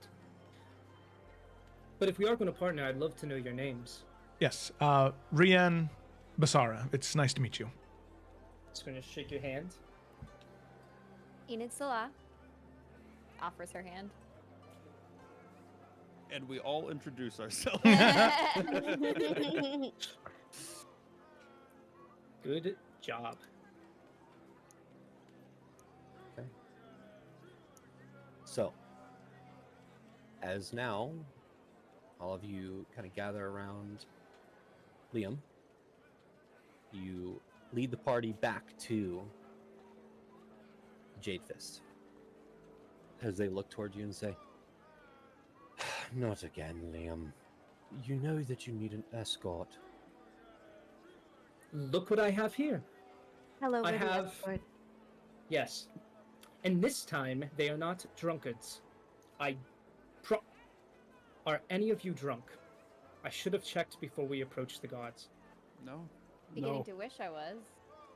I am, for one, incredibly intoxicated, but I'll be fine. He That's wears not it true. well. He doesn't drink. He's lying. But like as a joke. Thank you, Gak. Okay. He's going to turn back to the guards. This time, will you please let me in? Let me see your paperwork. And he's going to pull it out. He had it ready, and it's perfectly stacked, just like every time before. You see that they read it in full. And your badge. Yes. Almost forgot. Hands back the badge. Keeps the paperwork. Fine. You may enter. Perfect. Please. You know better than all of us. Do not break anything. Wouldn't dream of it. All right. And they move. And for the first time in a week, Liam, you awkwardly walk past the guards with your new compatriots, walking in, leaving the town behind. Now, as you walk forward, you see this domed building, large stone structure, a metallic bronze-looking dome, the telescope peeking out. It looks from full diameter 20, 25 feet. You can see these stone steps that are broken as you walk and enter, opening the door. You see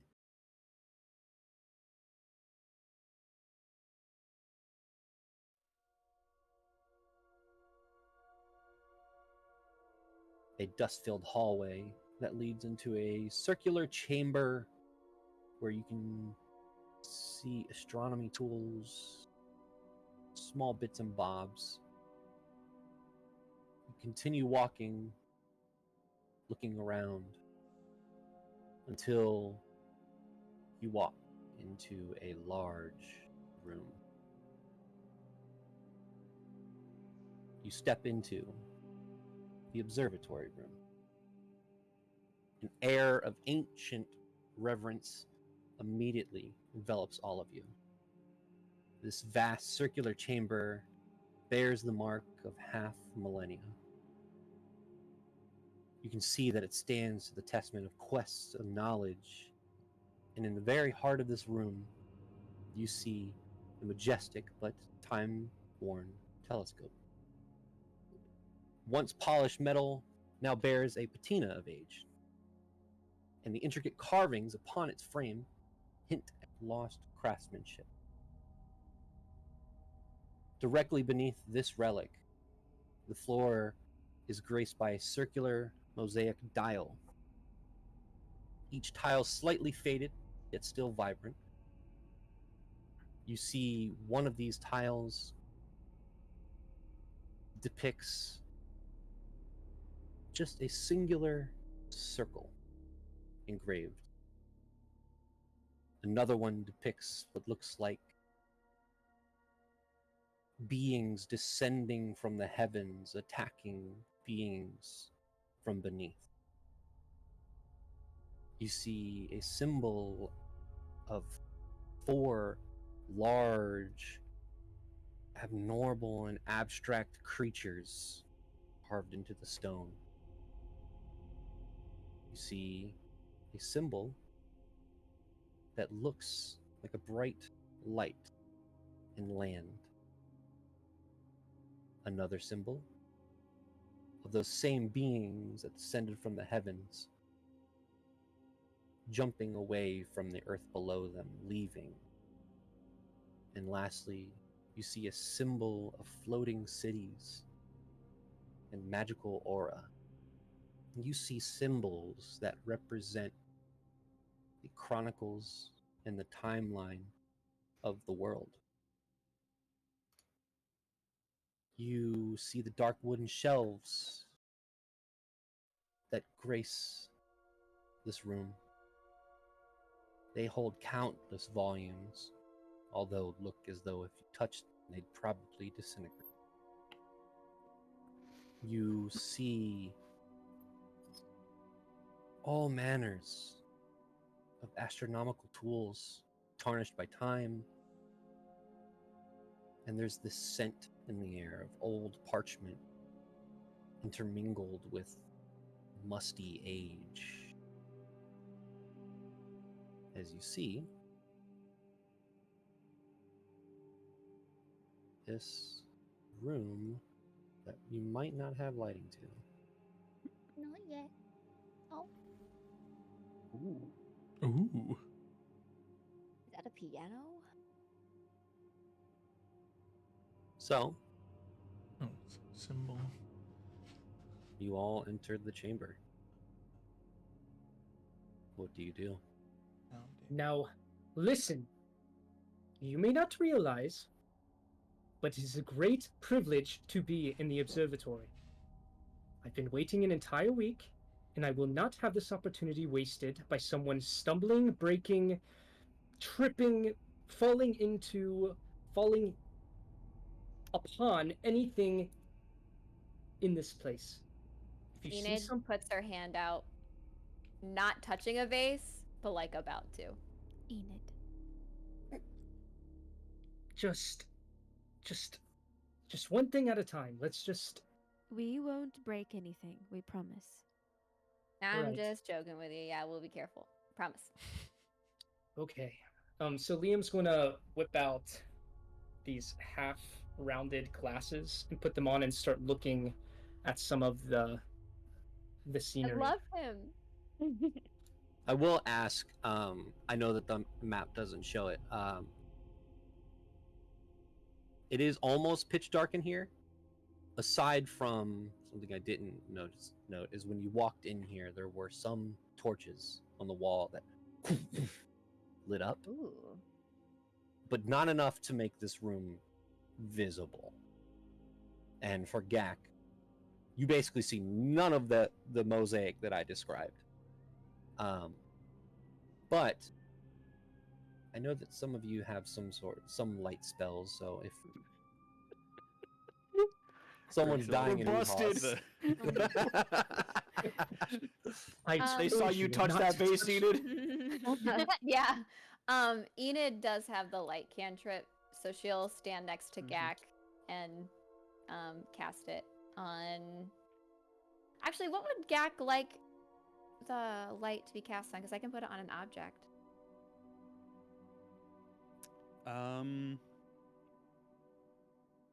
Or she can just put it on like her, I don't know. Yeah, I don't know. She'll put on her glove and then she can just hang out with Gak. Yeah. Okay. That works. Before we get Okay. started, Gideon's going to cast Comprehend Languages. Okay. Yrsa is going to remain incredibly still and touch nothing. Okay. This is so not her element. To not touch something. Yeah, she's just like, doing the uwu fingers because she doesn't want to mess anything up. Oh. I think as Gak walks around, he's gonna put one hand on the book that's inside his cloak. And he's just gonna just grab onto it and try to start looking for anything that he thinks would be when you know it, you'll see it type stuff. Okay. Make a perception check because the light spell is not a disadvantage. And I will say, just moving forward through all of these, this is an exploration, investigation type thing. Mm. Can I make your perception? 24. Okay. Damn. And well, you know what? I'm like, Enid would probably look for traps. Okay, Or go ahead. secret doors. Make an investigation check. Through the mountain. What do I get advantage on? Advantage on what? Look around. Gak, with your clues. perception check, you can see a desk that looks like there's scattered, almost destroyed notes, not from being destroyed themselves, just over time, just kind of being destroyed, with star charts, and you see crystal globes that kind of don't look like they hold magic at all, but more so used as tools. Mechanical clocks and sand timers and ancient tomes around this room.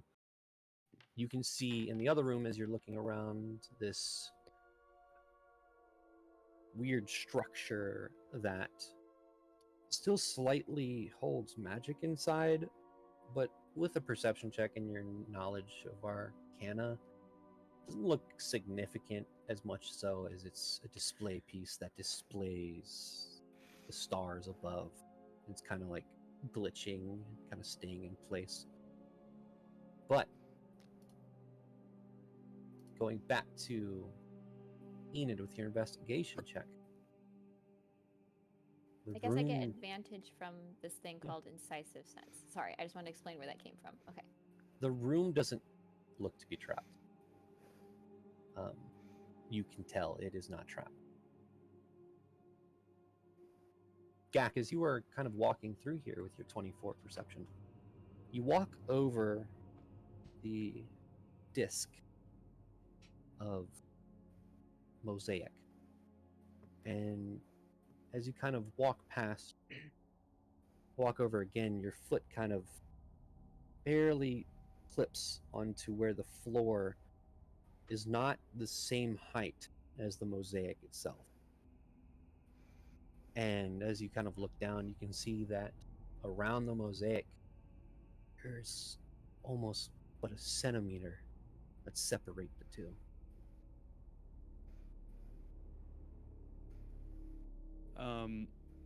I think Gak.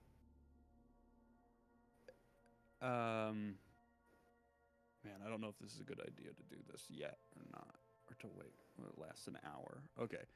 Gak is, as he's holding onto his book and he's looking at this, he's gonna pull out the book. Not really hiding it, but he's not like flaunting it, so anyone who sees it will notice that it looks different, newer with all the runes on it. And he's gonna flip to one of his pages towards the back, and he'll cast a spell that he hasn't cast yet, which is True Seeing. Okay. Ooh. So, as you cast True Seeing, you don't see etherealness here. It is dormant, but you can see very faint traces of the magic around. You can see that each one of these braziers holds some sort of magical essence inside. And again, with your perception check, the magic doesn't look like it needs someone to ignite it, rather than there's a mechanism that would. I would like the rest of the party make investigation checks. Gak is sharing all this info with everybody. Do you want me to make an additional one? Sure.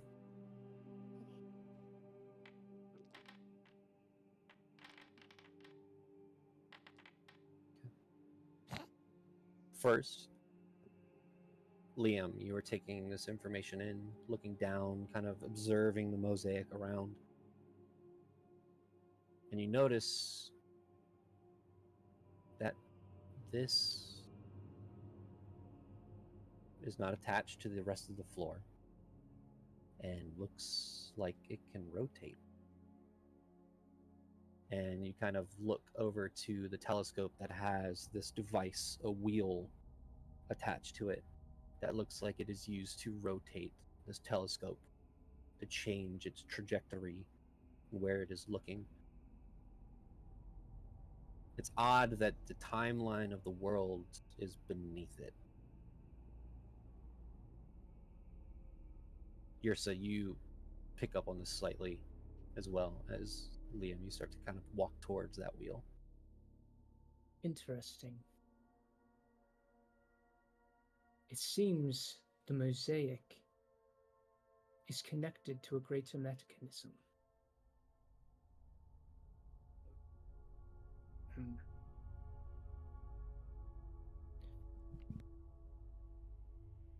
Does it? So it looks like it rotates, John? This brown area looks like this whole thing rotates. Oh, sorry, no, not the brown area. This area. Oh. Looks like it rotates. Is it something that looks like it could be physically rotated if you're so bent down and tried to move the floor? You can certainly try that, but it does not look like you can move the stone. Okay, It looks like the wheel definitely will move this telescope. Okay. Has anyone been in an observatory before? Uh, No. No. we have a few in the College of Lawhold. Nothing quite as unique as this one. But I am assuming this telescope is connected to the floor. Perhaps we should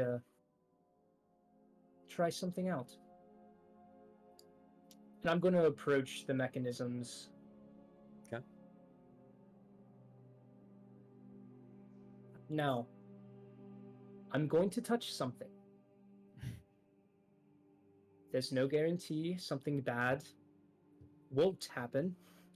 So, be on the lookout for research. And I'm going to try and grab the wheel and... For science! He gives me the vibes of the guy that takes him to the library in Avatar: The Last Airbender. He's like, let me be buried in the library. So, Liam, you grab the wheel and start to turn, and all of you, We all shift. you watch as the telescope starts to move to the right or left, in whichever way you start to move it. It's working. It just sounds terrible. I'm gonna turn it to the left. What? You hear stone grinding and also metal creaking. As you start to turn it to the left, it turns over the symbol, the calamity. Nothing. But as soon as it hits the symbol of before the founding, you see one of the braziers. And am I paying attention to the mosaic that I'm covering right now? Yeah. I picked up on that. You can hear. You can also hear each time you go over one of these symbols. There's a click, and then almost like a lock of sorts. When you get to that certain number, it clicks. Gotcha. And am I recognizing that the order of these mosaics might be a little off? Evan's kind of thinking that it might be a little off, but is it pretty clear? They are not in order. Gotcha. Okay. Is the well, I guess this isn't a question for Gak, so never mind. I mean, everyone can, if you want to. Now that you're kind of catching on to it, you can make a history check. I mean, Gax, yeah. Okay. Logs into legend lore. Or legend keeper. Oh, I feel like Gideon might know. Gideon's gonna pick up on this. Yeah. Gideon reads. Man, this is the trouble of playing a character with 6 intelligence sometimes, you know? Feel free to metagame it. Feel free to metagame it a little bit. Isn't it? That is why I never make my characters smart, because I don't know anything. So. Well, the creation of the world, right? Isn't it just the order in which the world was created? Well, my question was going to be, is the symbol of before the founding, is that the first symbol chronologically of all of these? I think that makes sense with the brazier coming on first. Yeah. And it looks like there's a symbol of the founding. So that's maybe next. Yeah. Gideon, you would be the first one to notice this as that brazier hits. You notice that the order is off, and because the brazier lit up on before the founding, this might be the chronological time of the world. Might be your key. Okay. Would Gideon know what the order of that would be based on what he's reading? Oh yeah, Gideon would definitely have studied that and known that. The and we'll say for the sake of everything, you turn it towards Gideon. You say this out loud to Liam. Yeah, he talked to Liam and would start being like, okay, go here next, like let's try this. Yeah. So you turn the telescope, the symbol of before the founding, then to the symbol of the founding. You then turn it towards the symbol of the primordials, and then to the Age of Arcanum. Next to the symbol of the Calamity, and finally, the symbol of the Divergence. Each brazier lighting in order. The last one hits. You all feel the ground start to shake. You feel and see rocks starting to, not large rocks or pieces of metal, just start to get dislodged from the shaking of the ground as you watch the telescope stay, but the mosaic start to cave into the ground, creating a staircase downward. Impressive. And Liam's going to turn to Gideon. A fellow scholar? I try to stay well informed. I believe everyone ought to. We were in the astral before this. Really? Really? No big deal. Well, I guess I do have some experienced adventures with me, so... Well, my confidence has shot up. Gideon fixes his collar. You have no idea. And he'll just start walking forward. Okay. Gak is already, like, starting to walk down the stairs. Enid's following Gak just so he's not blind. Liam is not following everyone else. With this, you walk down into a dark, dark hallway, void of any light, except for the magic that was imbued into your glove, Enid, and those who have dark vision. Also, True Sight can let you see in normal and magical darkness, but Gak's not going to tell Enid. Because That's he really wants her funny. to still be there. She wouldn't, yeah, and she wouldn't even know. She'd be like, all right, gotta keep my hand in your gap. Thank you so So much, funny. Enid. Yeah, You of course. continue walking.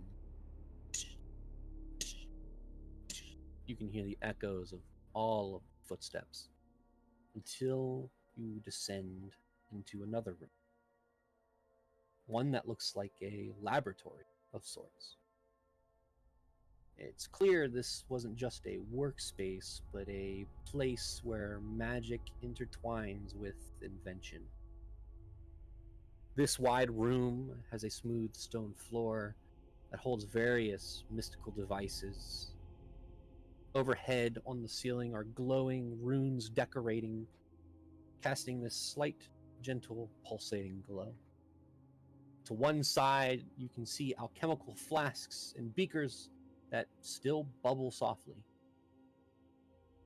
And nearby, crystals stand on pedestal, their light kind of emanating from the vials. However, the standout feature, and Liam, one you recognize immediately, is a lineup of sentinel constructs. No. These metal figures shaped like people stand in different stages of creation, from skeletal frames to near complete beings. You can tell that this room carries this faint smell of oil and metal, and the faint whispers of magic hum in the air. You see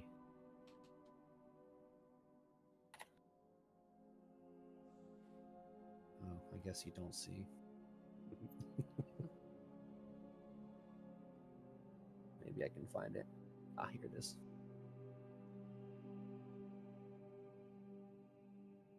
These mechanical constructs that look like this, lining the wall. Before anyone walks in or walks closer to those, Gak is going to be, he's just going to say, Everyone be very careful. I know that we're not like trying to touch stuff anyway, but really don't. Really don't. That's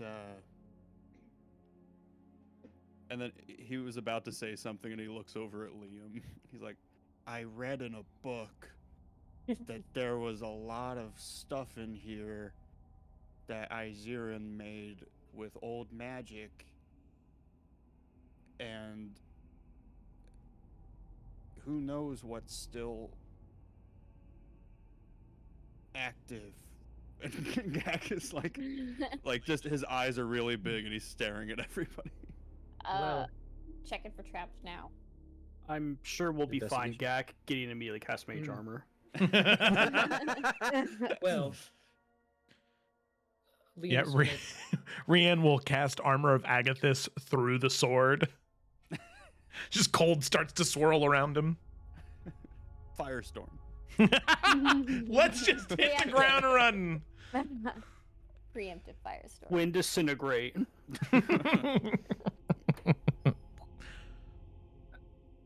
Enid grips her daggers tighter. Oh, I will. They're probably not, but I will divine sense just to be safe. Let's make sure they're not undead or fiends or celestials or other things that are included on the feature list.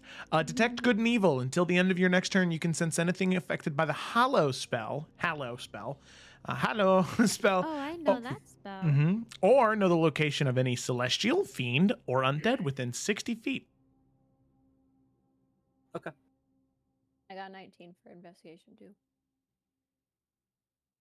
You don't get any traces of celestial undead. There, however, is a slight fiendish aura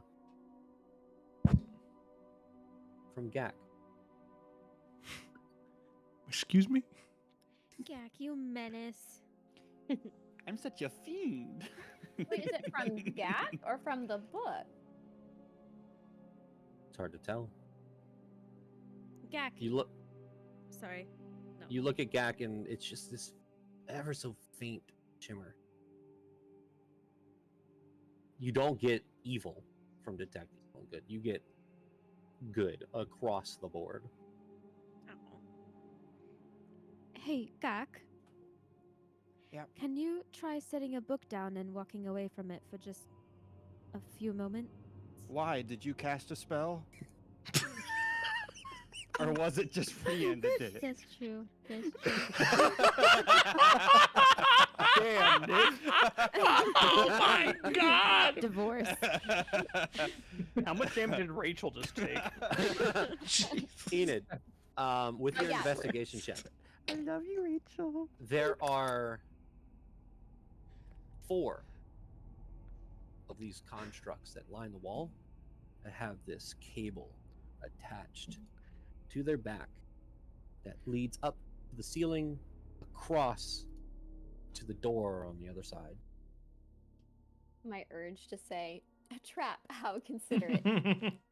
She won't say that. But she will say. These boots have seen everything. Wow. No, never mind. Anyway, she'll like look up and everything. Okay, guys. Yeah. There's see those traps. So I don't know where Gak, where does the book need to go? On a pedestal of some sort. And he's like saying it kind of quieter as Oh, Liam is like yeah. right behind him. Wait. What? Sorry, Gak. So, do you know? Hey, Liam, what books have you read about this place? I've read quite a few, and Liam's gonna push himself through because he followed you all in to actually like see what's in the room real quick. What did you mean about a book in a pedestal? What books have you read? Oh, I've probably read all the same ones you have. Well, I couldn't imagine that you have. I haven't seen you at the college, but There are books in more than one place. you are correct. Well, Nice. what do you all know Passed about... my deception check. Well, what do you all know about the magic and inventions Azarin worked on? I know a bit. So, you would recognize these as being spell-forged sentinels. Yeah. Is that why they're trapped? Not exactly. I'm gonna take a look at those pipes that Enid was looking at. And also, in combination, she might help him out. Because is there a way to disarm them? Like, or is it like something beyond what one of us could do? Okay, so Liam, you have dark vision, right? Yes. Okay, cool. Make an investigation check with advantage. Nick. I just wanted to remind you what True Sight does, or what True Seeing does. It gives me True Sight, which is I can see through darkness. I can see invisible creatures and objects, automatically detect visual illusions, and succeed on saving throws against them, and perceives the original form of a shape changer. And with True Seeing, I can also notice secret doors hidden by magic and see into the ethereal plane at a range of 120 feet. Everything's at a range of 120 feet. Okay. There's none of that here, unfortunately. That's okay. With a 12, Liam, looking from this far, you'll have to get closer. I will. Wait, did she see a way before he like runs through? Is there a way to disarm the traps, or is it beyond what we can do? With your investigation previously, this doesn't look like they are traps. These cables are specifically attached to the door. You had a 19, right? Yeah. You can see that the door, there's a section below it that looks like the door would go down instead of up when opened. It looks like these cables are keeping the door shut. Okay. She'll But- tell that to everybody, but to Liam, because I know he was going to go look at them in particular.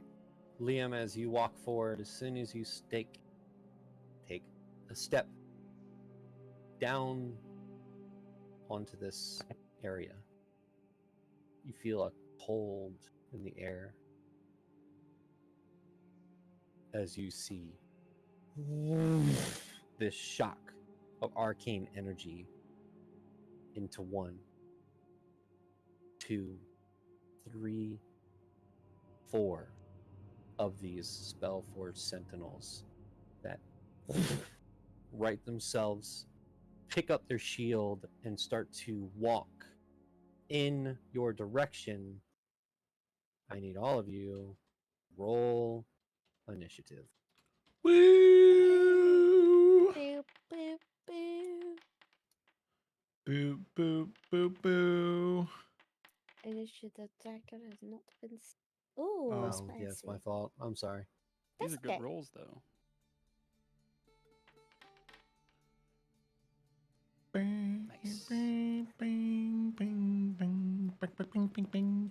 All right. These are metal creatures, you say? They look like it. Interesting.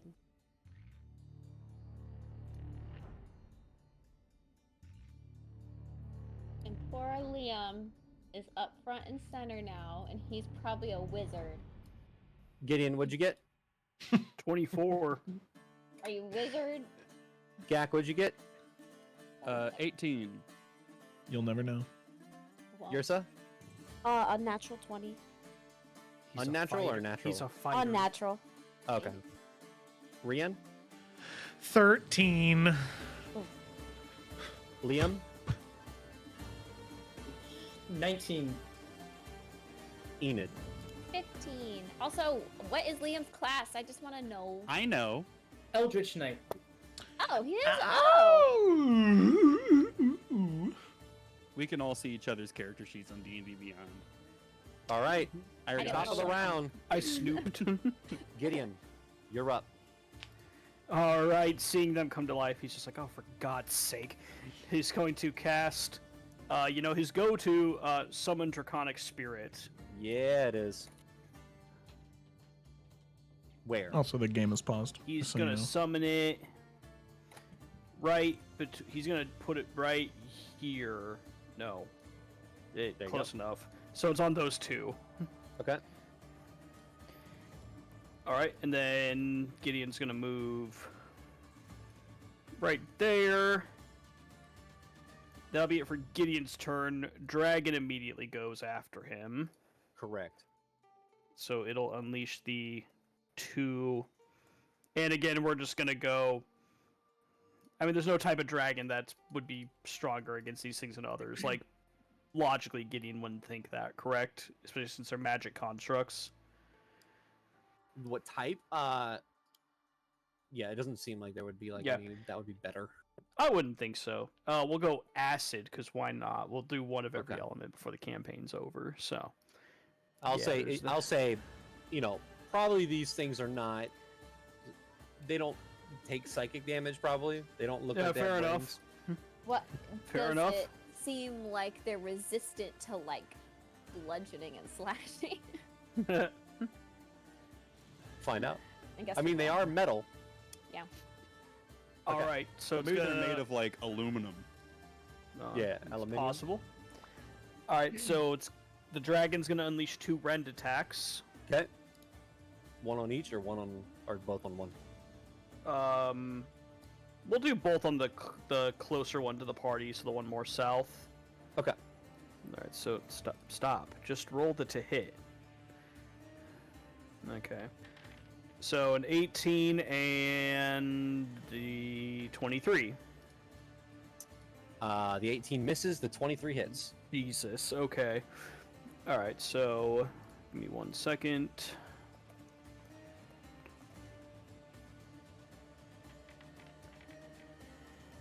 Alright, so 11 points of damage on one of the Wrens. Awesome.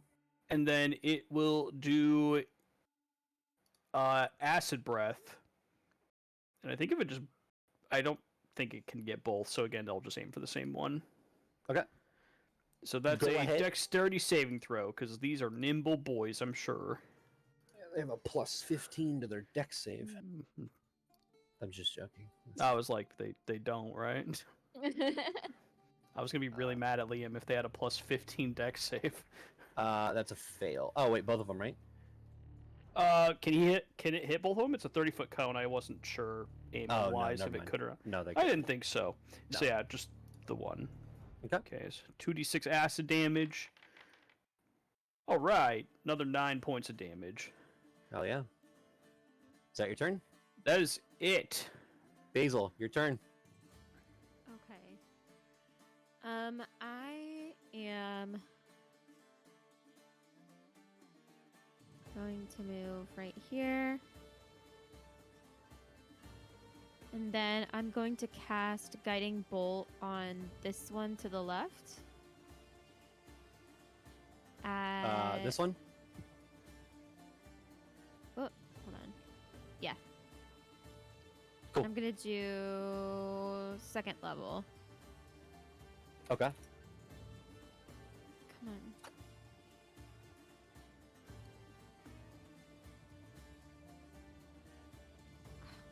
Hold on, my thing is freezing.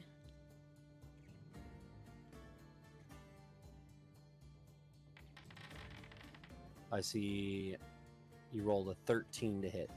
Yeah. And what is its... That does miss. Dang. Okay. Why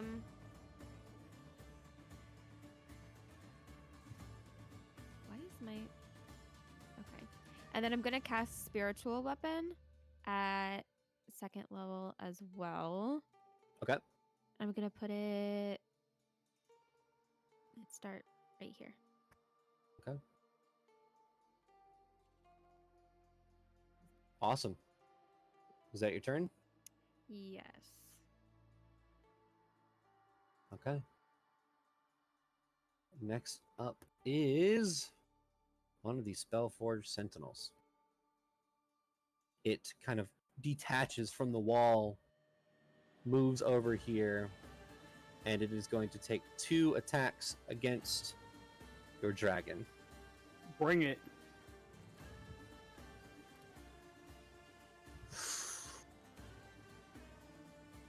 The first one's a natural 1. So as That's it a goes to miss. lift up this, it looks like a sword, but it is very dull. As it just kind of comes up and tries to slam down, it hits the ceiling as it comes down and slams. It lifts it again, and with an 18, does that hit? An 18 just misses. Okay. As it slams down and misses with its 2 attacks, Yrsa, you are up. Okie dokie. Well, I wish that guy wouldn't have moved. Real quick, did we did the spiritual weapon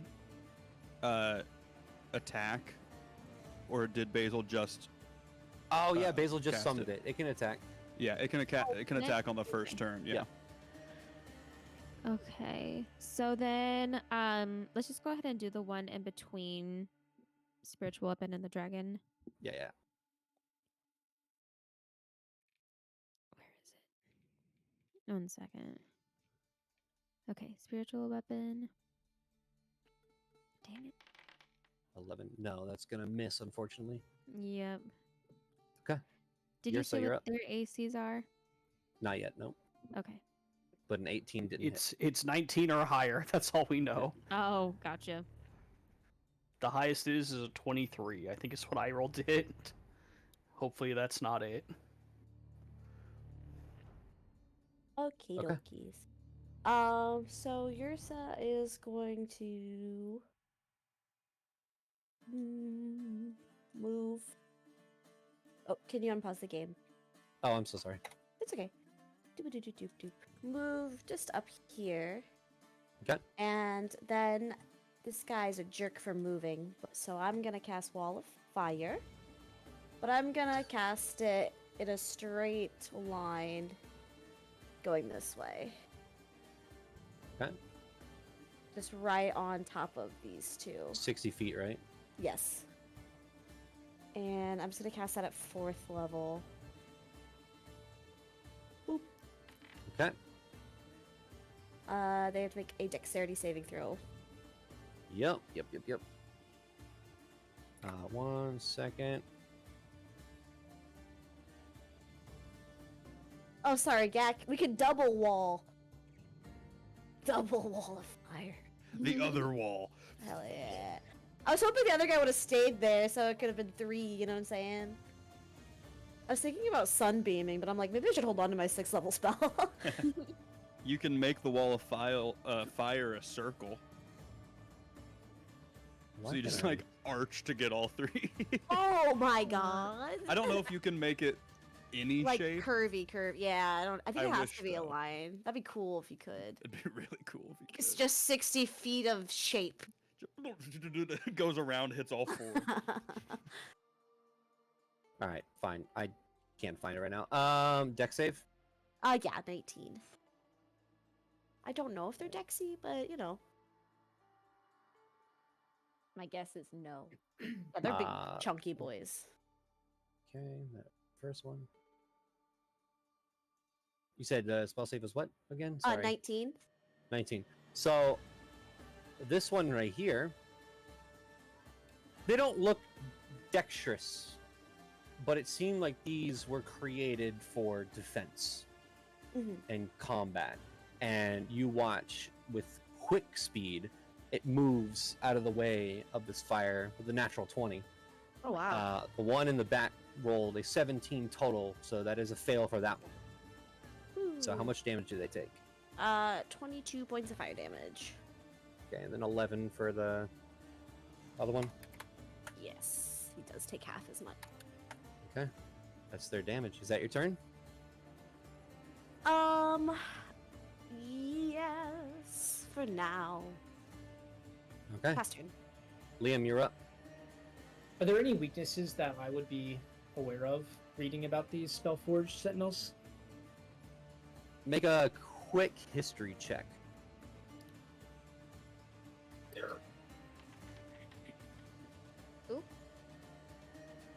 All right, all right. Not that you don't know about these as much so as you're not really used to this kind of combat and thinking this quickly.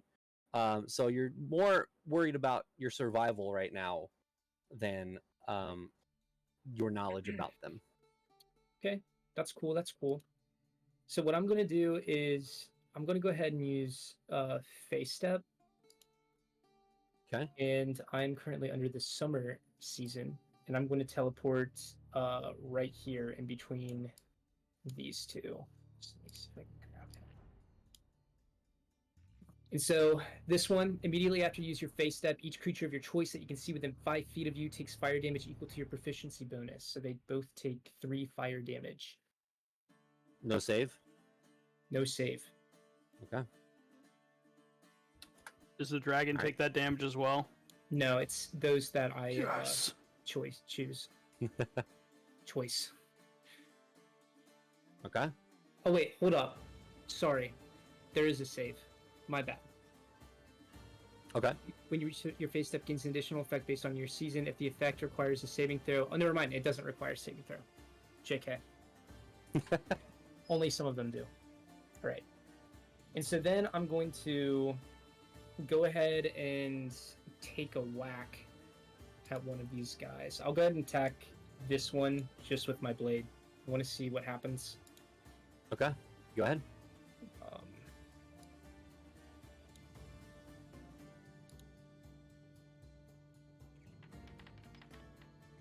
15? 15. As you swipe up with the blade, it ricochets off the metal of this construct, not hitting. All right. Let me see.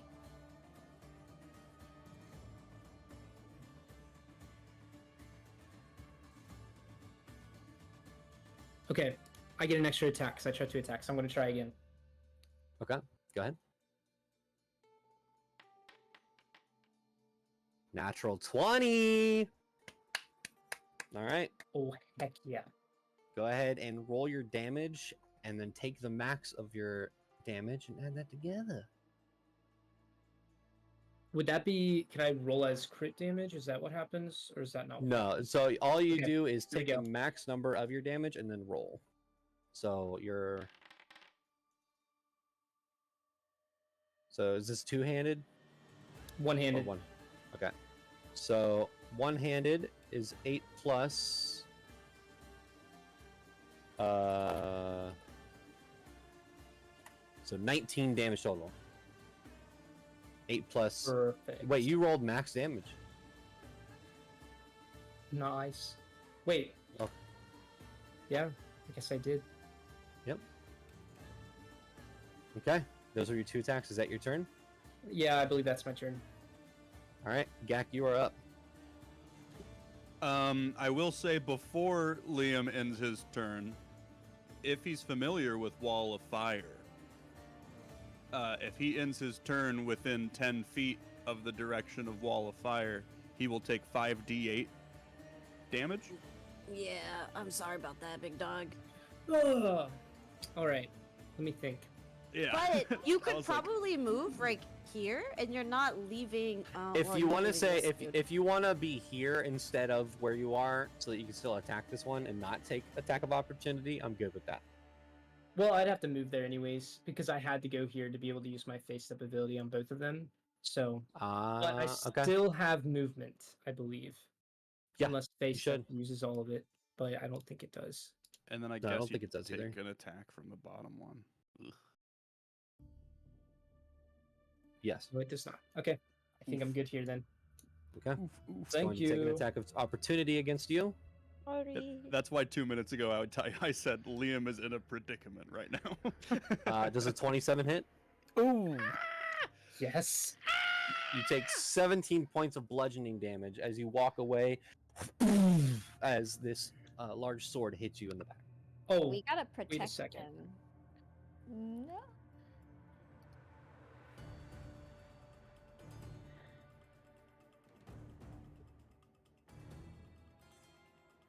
You know what? I'm gonna silvery barbs that Yeah, attack. it's fine. Okay, you roll to see if it. I subtract your roll from it, right? No, you roll and No. you take the lower one. Oh, okay. Can you roll again? Does a 21 hit? Yes. All right. Nah, well. I mean, good try. Ryan, on your next attack, you get advantage. Have fun with that. All right, is that your turn, Liam? Yeah, that's my turn. Sorry, haven't I tried? No, it's Gak, okay. you are I up. appreciate it. Okay, Gak is gonna move up a little bit.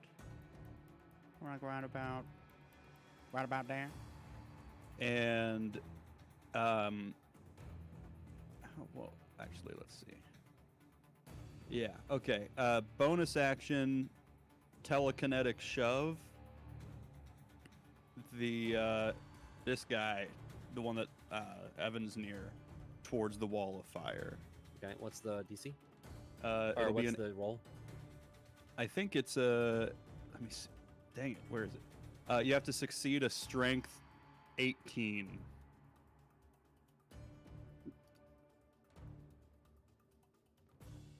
Wow. Okay. 16, it fails. Yay! Nice. Combo. Bubba booey. Okay. It takes the damage from Wall of Fire as its first entrance into it. So go ahead and roll damage, Ursa. I shall. Bam. It wasn't great. Still good. All right. Is that your turn? Why'd you make that sound, Joe? I can hear you from the other room. It's really low damage. I'm It's sorry. 2 1s and a 2.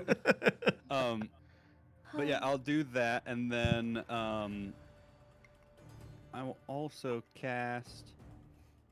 I'll cast Mage Armor on myself. Okay. And that'll be my turn. All right.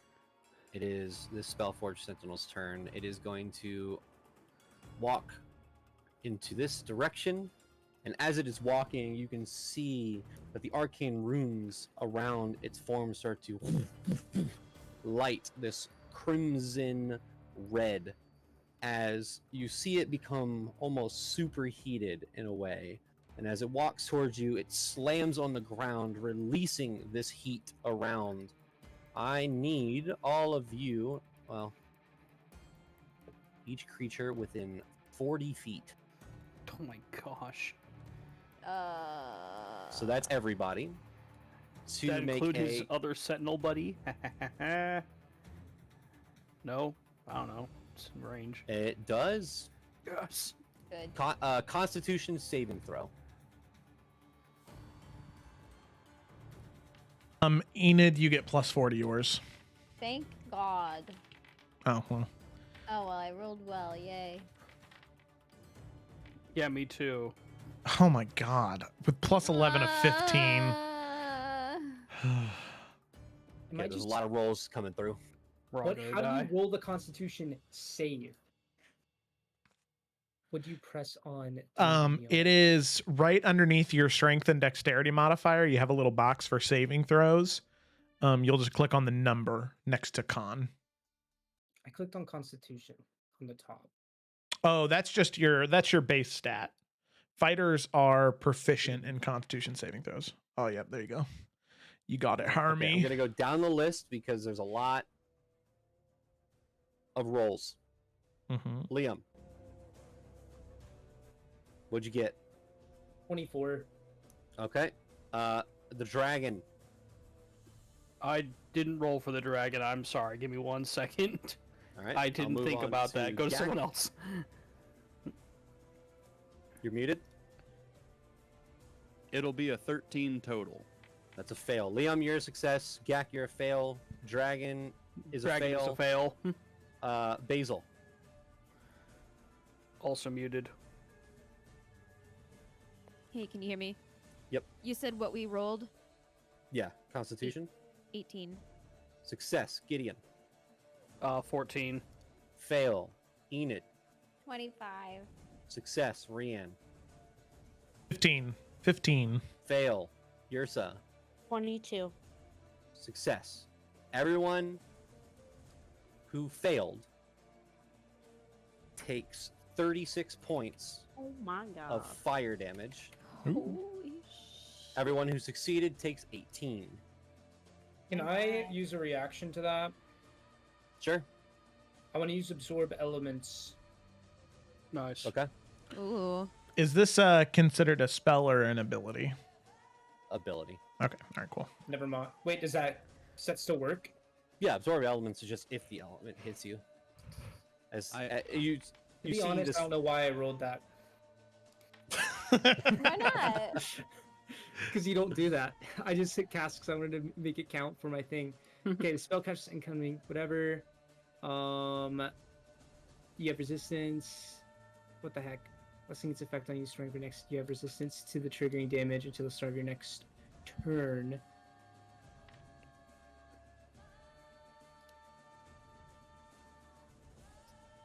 Okay, so if you So have does it- resistance, Yeah, did you does it- already succeed? I did. Okay, so you would take half of the half. So you would take 9 points of fire damage instead.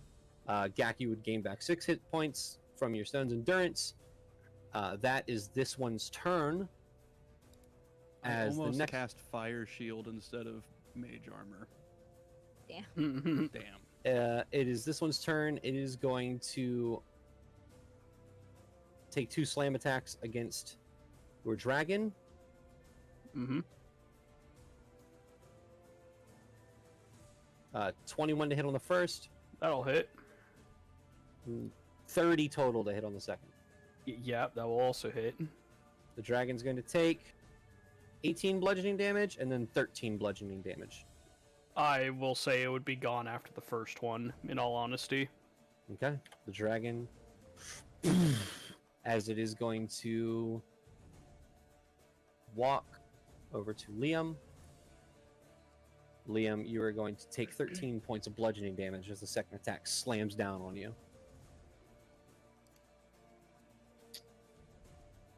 Great. Enid, you're up. Okay. Poor Liam. So he's within 5 feet of an enemy. So He I'm is. gonna. Oh boy. She's gonna first action cast or use Boots of Haste. So Okay. get Yep, that you're off. hasted.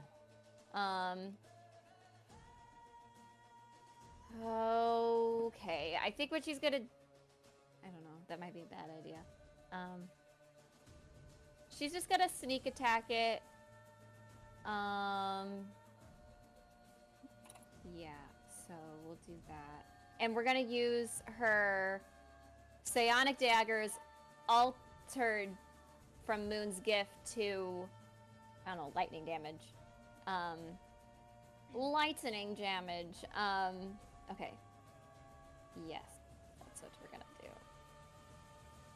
Okay, so that's the first hit, the second hit, or attack. The Okay. first one hits, the second one misses. Okay. Well, that's okay, because that's a sneaky one. All right. Yes. All right. 21 damage. Whew. Does the construct seem to have changed his attention from Liam, potentially? Make an intimidation check. Okay.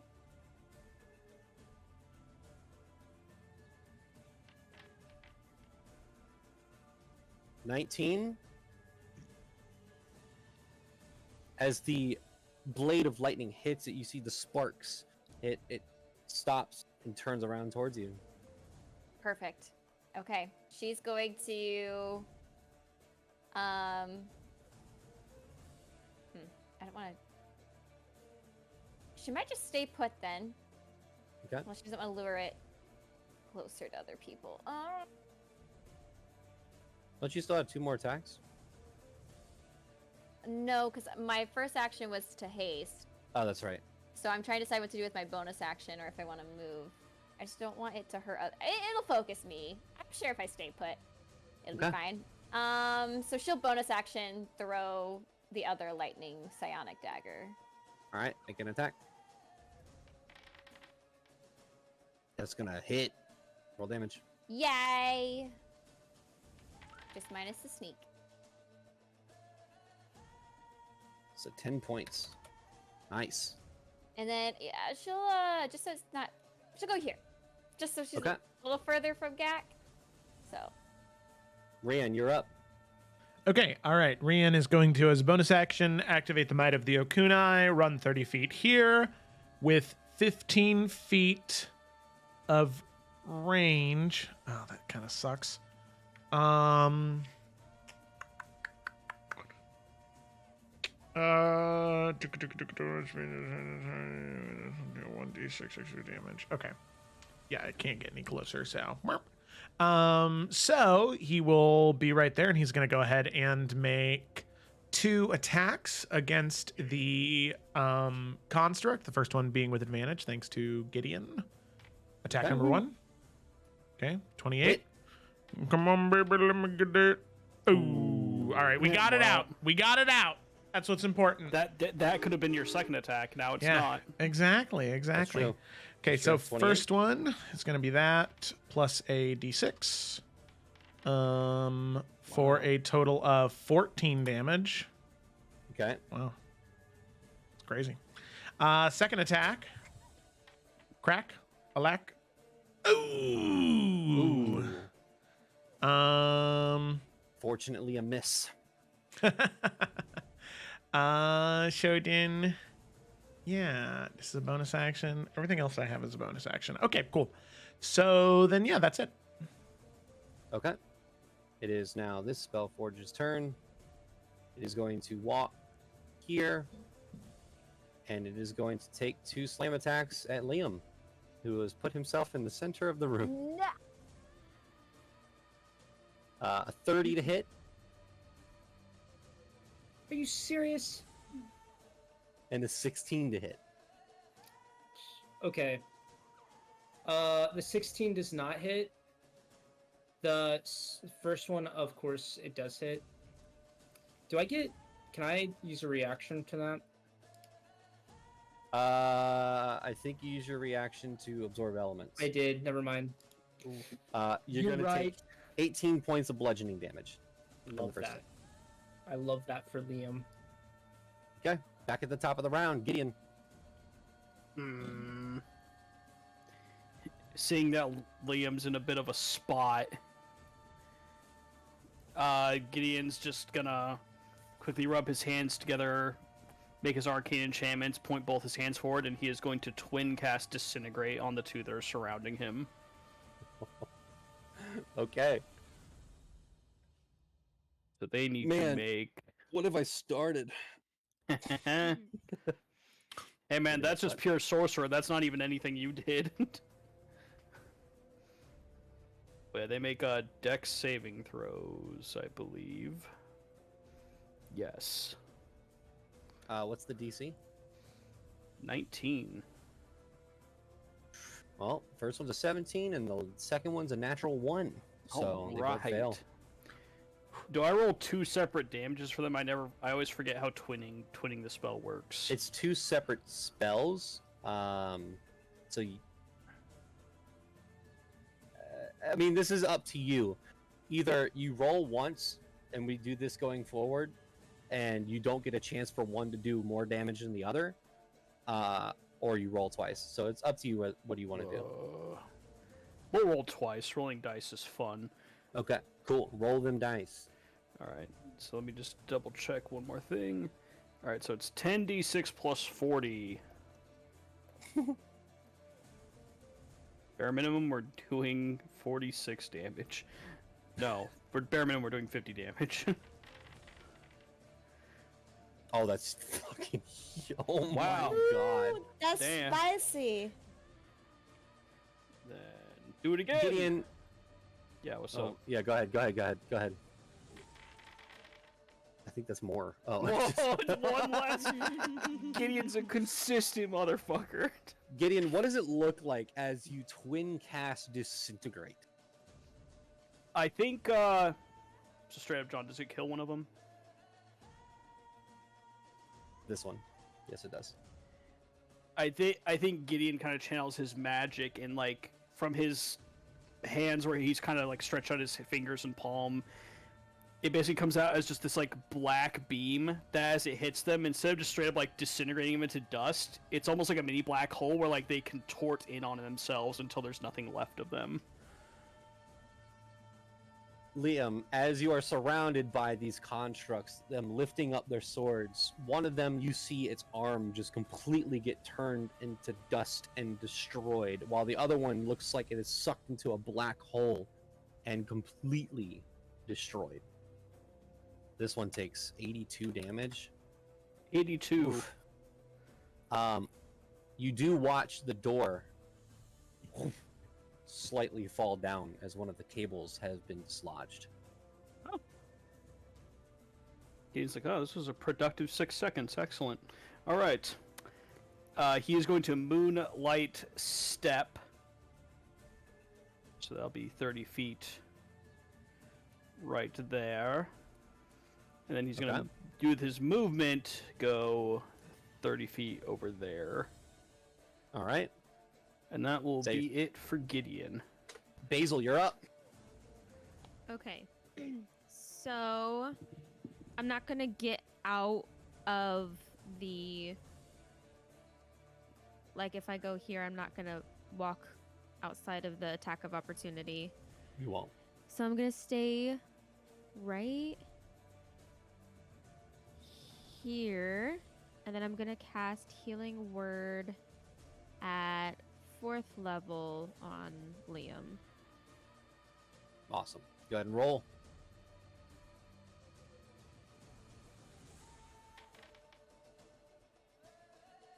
Cool.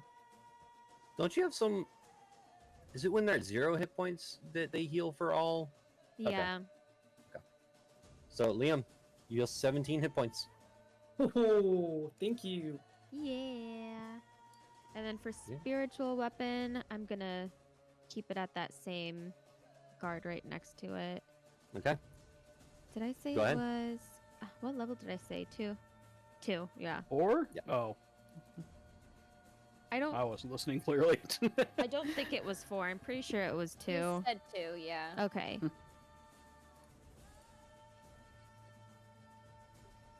ahead and make an attack. Come on. Oh my god. You're giving me nothing, spiritual weapon. Nothing. Get it together. Spiritual weapon. Unfortunately, it does miss. I have the same issue in the game too.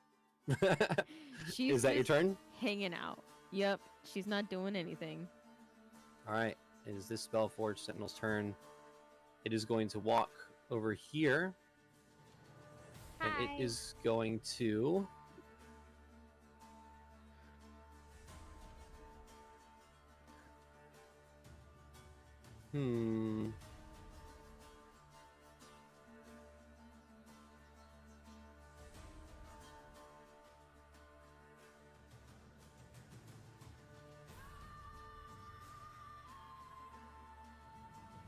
Yep. You see that it starts to glow with those runes like the other one did as it walks and slams on the ground. I need everyone to make Constitution saving throws. Including Gak. his friends. Gak and Yes, Enid will get including the +4.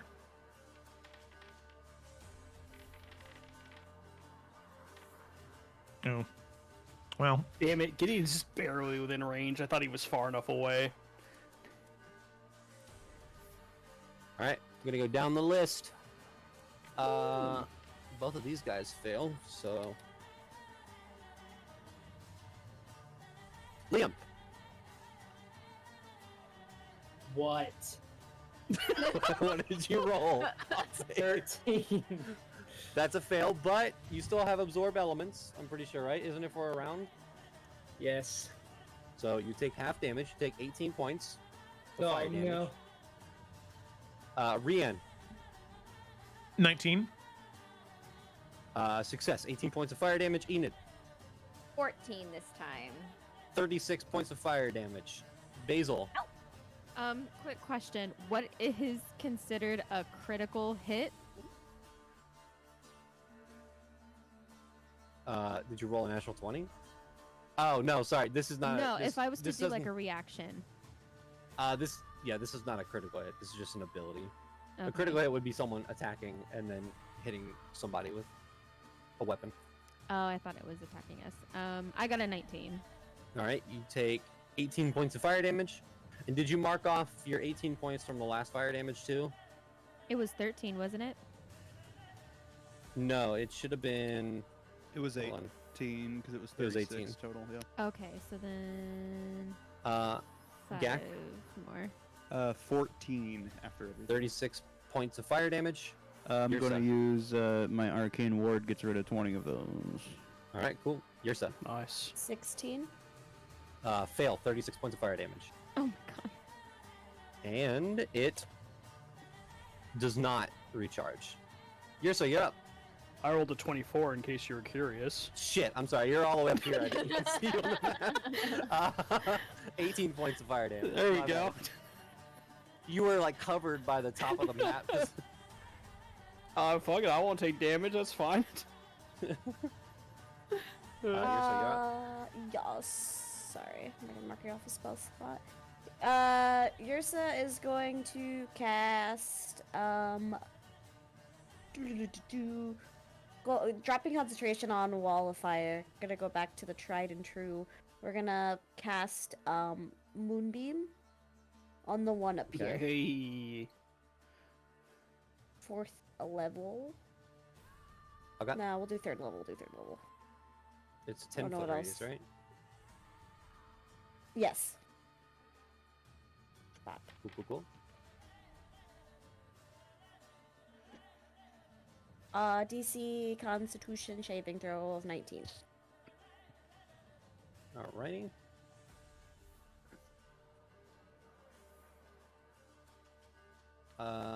Constitution saving throw of what? 19. That's a fail. 17 points of radiant damage as sunlight somehow pierces into this dungeon. Moonlight, right? Moonlight, yes. You see small leaves and vines start to peer through the stone above as they glow with radiant energy and pierce through this sentinel as it you watch its armor start to superheat with the radiant energy and start to fall and crumble as it is dead. The door opens even further as another one of these things is gone. Okay. Yursa is then going to... That was her action.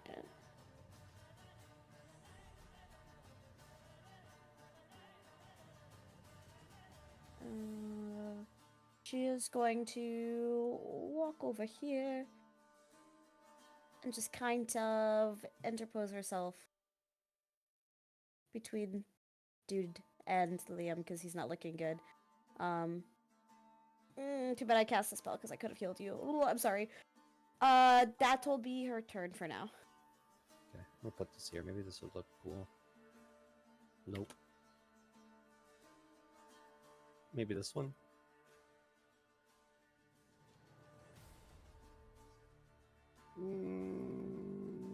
I want it to look cool. I'm sorry. Hold on. I mean, it does look cool. It's just a little glowy boy.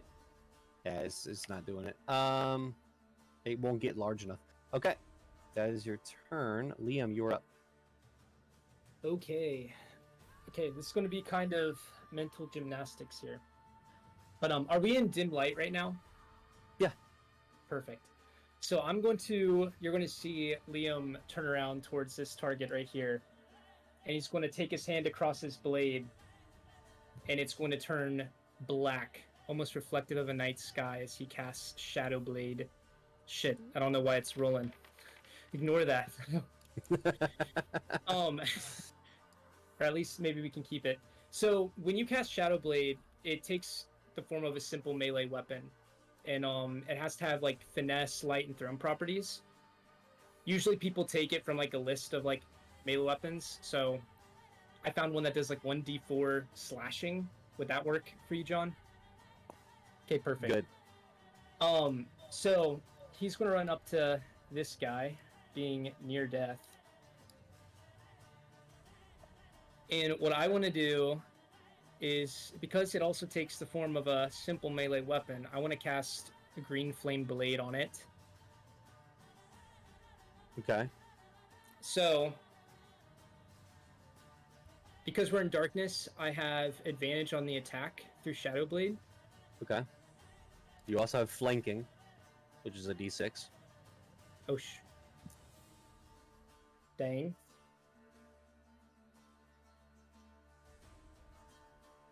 Okay. I don't know how to roll for a hit with Shadow Blade because it doesn't really set up that for me. But I guess I'll roll. Do you know what the modifier is?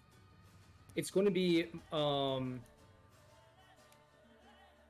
shouldn't it be the same as like my hit die for my longsword? Yeah.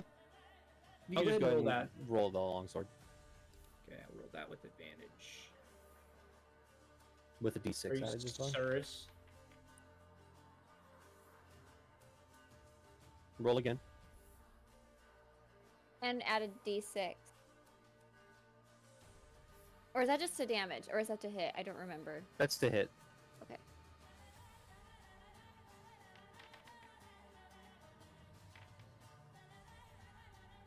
That hits. That just hits. 19 is their AC. Jeez. Nice. Okay, so it's going to be a lot of stuff here. It's like so Rian. for the simple melee weapon, that's going to be the 1d4 plus strength modifier, which is +3 here.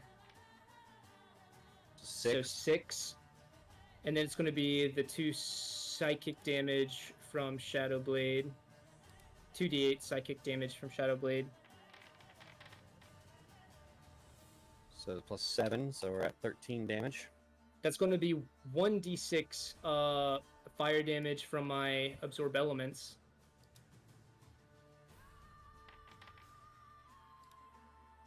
And then 4, 17. And then from Green Flame Blade, because I'm over level 5, it's going to be 1d8 fire damage from that.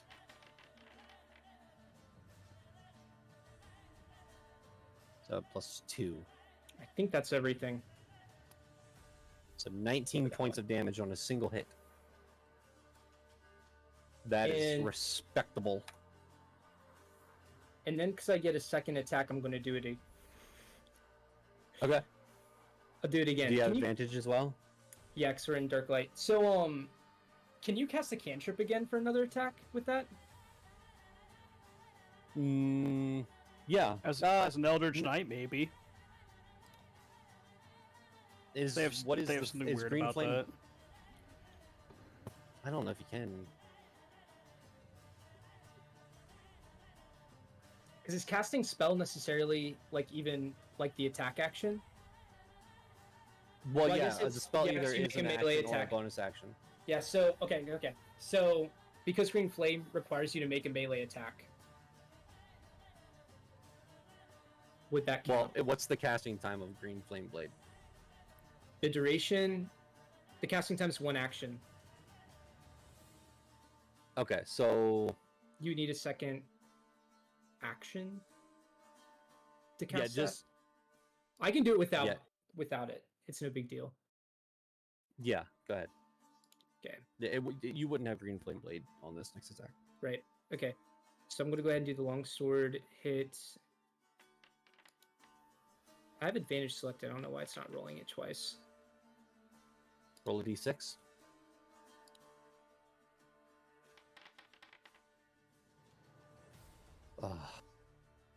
Wait, no, that hits.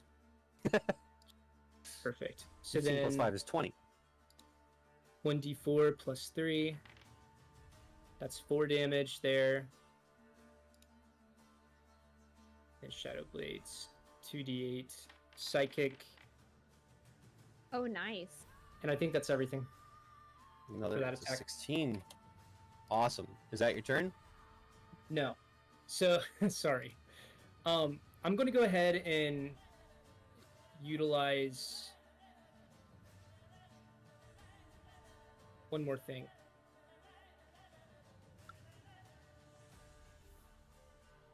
Can I use Action Surge? It doesn't say that it requires a bonus action or an action to use it. Use it whenever, bucko. Perfect. You only So I'm get it gonna once use per day, though. Yeah, I know. But Okay. I'm really low health and I'm right next to an enemy, so... So if I get that action, are you able... You're able to use bonus actions as actions, right? Isn't that... No. Dang Bonus it. actions are just actions. Dang it. Bonus actions are bonus actions. Also, action surge is per short rest. Is what? There you go. It's per short rest. sorry. Just in case we So do you take have, a short rest. You have one more action to use.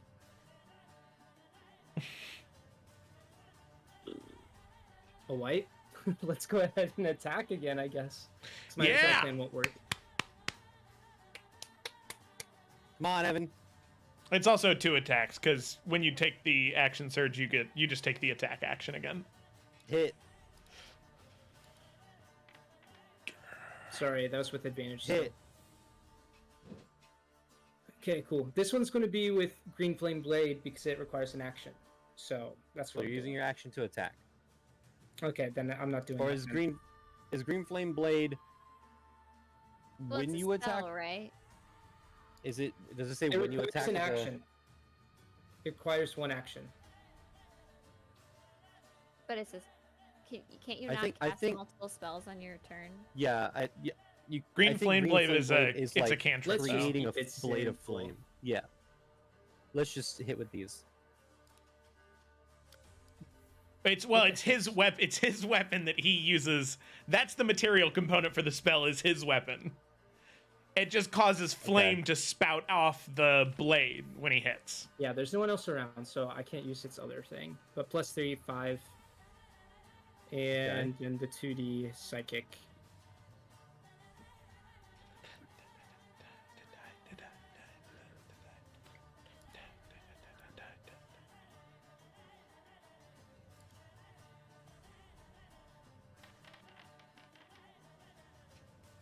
Plus 9.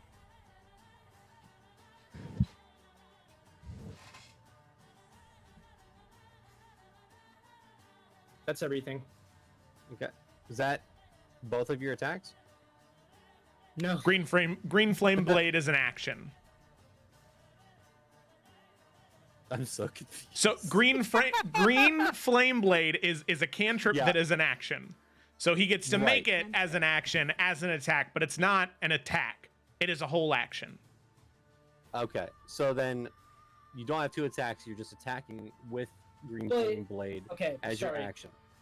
But when you use Green Flame Blade, you make a melee attack. Right. It So requires it's a melee you're- attack in comparison. Or right. So you don't get to attack twice. You're using your action to cast that spell while also attacking with your blade. So Okay. either if you use the attack action, you can attack twice, but you're using an action to cast Green Flame Blade. So go ahead and roll Green Flame Blade. That's such a weird, it's such a tongue twister of a spell. Go ahead and roll Green Flame Blade damage because you did hit.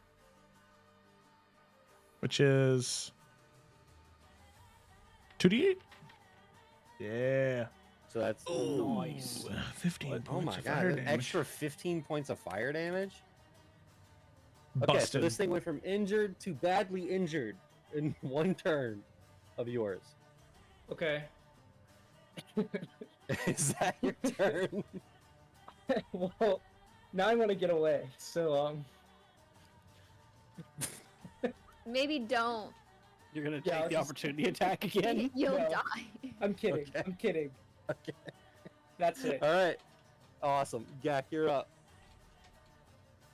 Okay, Gak is going to walk here and he is going to cast Burning Hands at 4th level.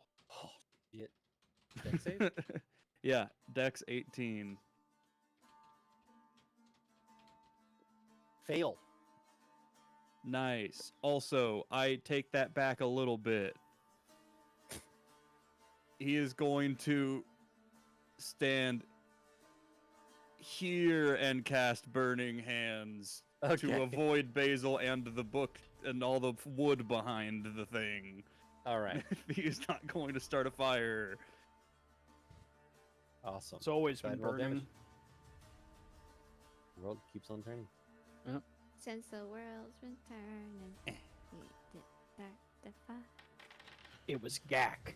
It was Gak. 25 damage. Epic sauce. That's freaking epic, dude. Frickin' Raffle. That's Oh my pretty God. epic. Freaking raffle, dude. That was Is that your turn? That was beast. For a bonus action, I am going to pull out a potion of greater healing and take a chug. God, what elite gamer move. That's so awesome. 4d6 plus 4d4 plus 4. Yeah, that's 11. Oh. Yeah. Oh yeah, that's my gamer fuel. Alright. So as Gak pops a G fuel, it is this Sentinel's turn. It's going to look towards Basil. It did not recharge, so it's going to take 2 slam attacks against Basil. A 27 to hit, Yeah, it does. and a 24 to hit. That also does. All right, you're going to take 19 total points of bludgeoning damage as one after the other slams down on you. Nice. Enid, you're up. I love looking at the combat thing and seeing only red and orange. Ooh, yeah. Oh, yeah. Okay, well, she's gonna, she's gonna do her sneak attack. I don't know why I said it so not excited. You're gonna sneak attack, I guess. Again with the psionic, but not lightning blades. Yeah. So. Flanking? 18. Plus d6. Plus a d6 for flanking. Yeah. Okay. Oh, it's so- is it Sorry, that was advantage too? Or no? No, I was just rolling my first attack. I Or mean, my you're gonna hit first action regardless. Attack. Yeah, you're but gonna hit the regardless. D6. Okay, well, hit regardless. Regardless. So, Regardless. let's see how he's doing after the first attack of mine. Okay, so this is with sneak. This next one is minus the sneak damage. Look at all the dice. They're so pretty. 40 damage total. He's still up? No, it is not. All right. So Then- as you kind of jump on its back, Enid, and you look down underneath the helmet, you can see this arcane gem inside. As you reach down and stab twice, the first one cracking it, the second one exploding as the steel forged sentinel just kind of collapses onto the ground.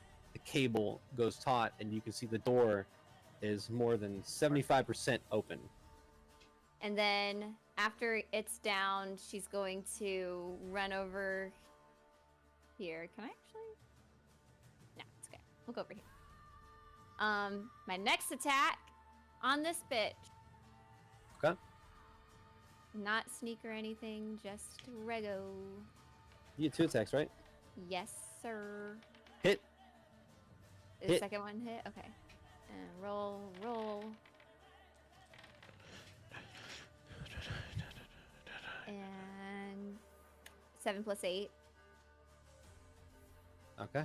damage. Awesome. And then can I do another? Is it focusing on Enid now? Make an intimidation check. It's probably gonna die before then, but I just would like. Yep. I don't know why I can't finish sentences. It looks. You Oh, can't tell who it's no. gonna smack. Well, I really hope it's me. All right. Doesn't have eyeballs or a face, so it's hard to tell Well, who's looking at. Bonus action. Surprise! I'm doing Surprise it attack. again! All right, go ahead and roll damage. Oop, that's the wrong one. Oh, wait, no, that's the right one. I was like, I rolled the wrong one. 10. Ooh. All right. Is that your turn? That's my turn. Rian, you're up. All right. 25 feet or 20 feet right there. 2 attacks. Easy peasy. Bop bop. Easy peasy. Nice. Roll the moj. Boom. Boom.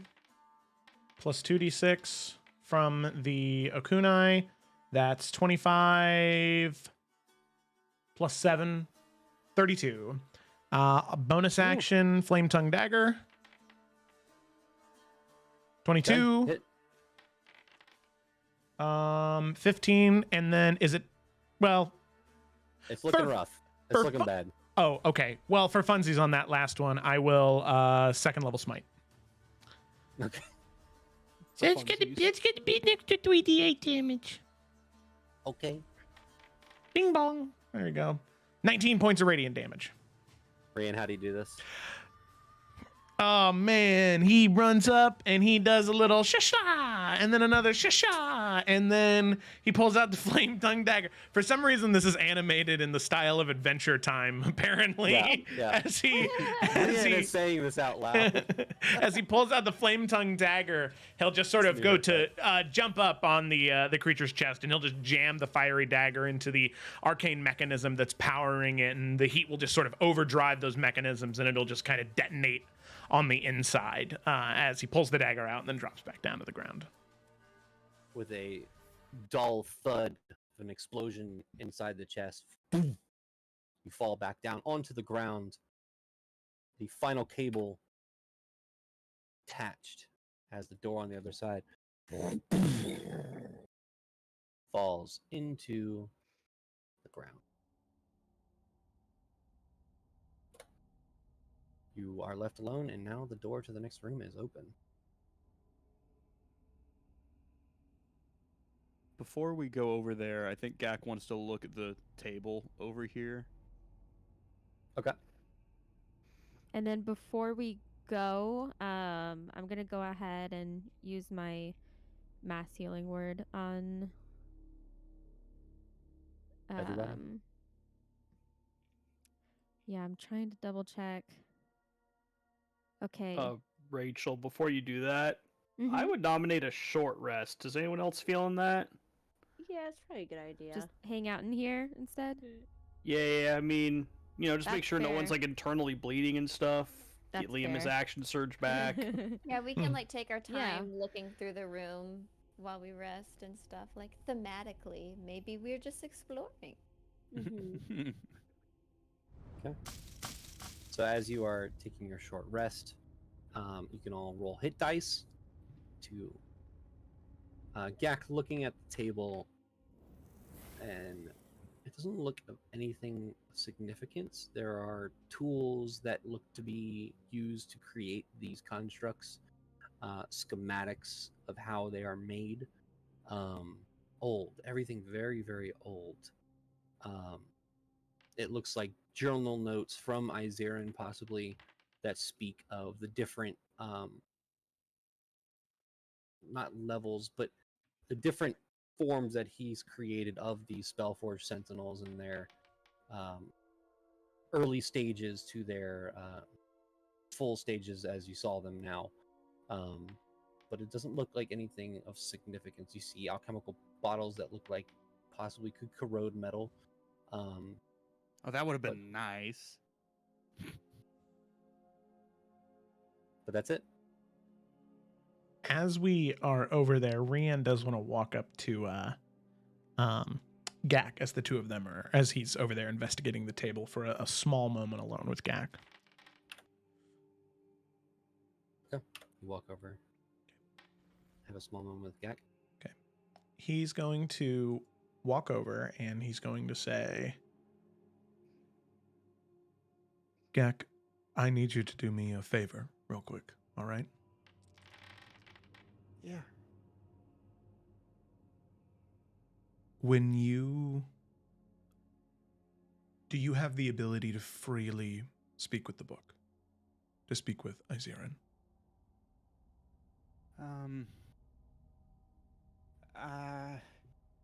Freely? It doesn't always work. But I can try. Would you be willing to try right now? Yeah. And I'm not trying to hide anything from you. I want to be sure about something. If I'm being honest with you, I have the ability to detect types of creatures. Sometimes celestials, sometimes undead, other times fiends. And right now, when I sense, I'm sensing something connected to fiends. Now, this could just be because Iziran is in the abyss right now with the Demogorgon, with the Deep Father. It could just be that. But I'm thinking that if you try and speak with him, if it gets stronger when you do, then I think we just need to be a little more cautious with what we choose to do here. Are you currently feeling... Can you currently see that? Yeah, he'll activate Divine Sense again. Same thing from before. Oh, You're muted, John. Yep, you see that faint glimpse again. Does it change if I do this? And Gak's gonna take the book out and like hold it away from him. Does it follow the book or is it on Gak? It is both. Hmm. You can see there's a distinct glow between both, as though they are connected. But it does not just follow the book. It's not just the book. Okay. And Gak will get closer to Rianne.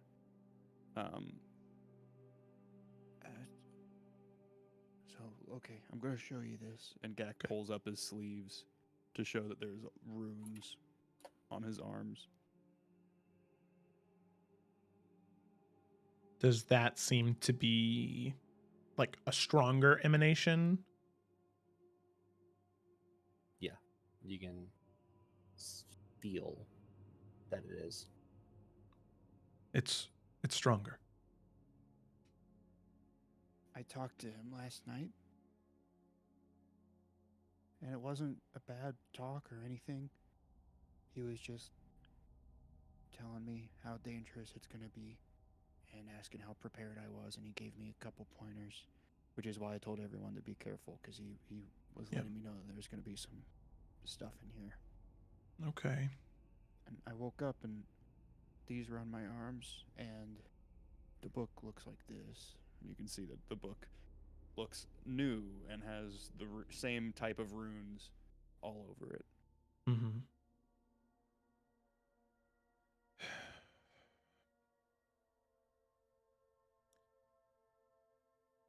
I think this is worth bringing up to everyone else.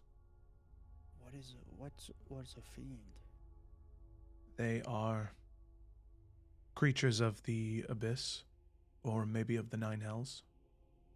It's all-encompassing of those two places, but typically they're evil creatures. Like I said, it would make sense if Iziran is in the abyss, and that magic is infecting him, so to speak. But, right, and John, just to clarify, it's not fiendish magic. It is like the nature of being a fiend that I'm detecting on him, right? Or is it just evil? Like evil, fiendish, magic-y stuff?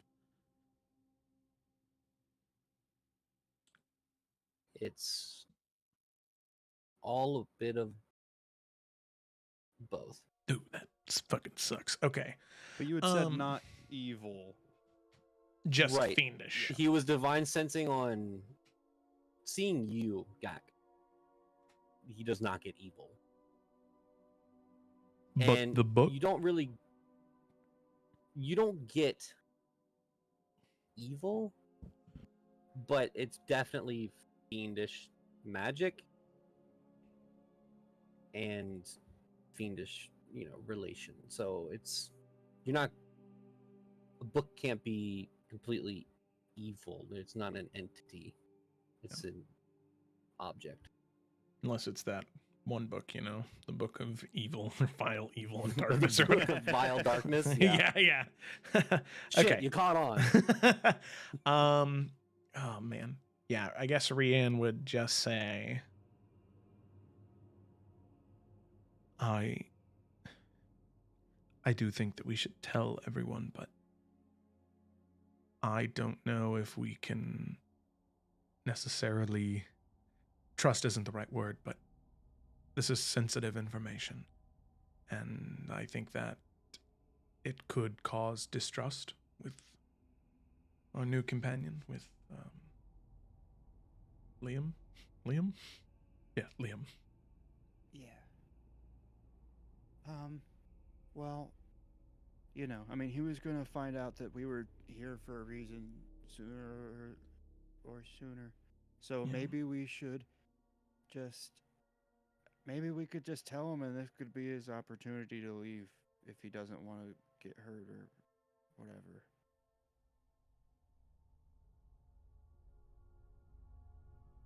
Do you think that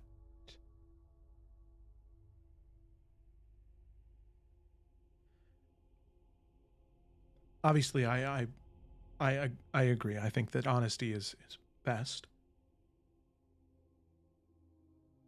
Do you think that we should do the same thing that we did to Alano to ensure we get the truth?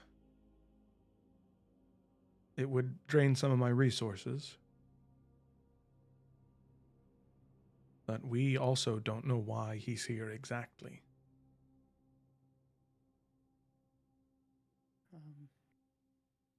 We could if you think it's necessary.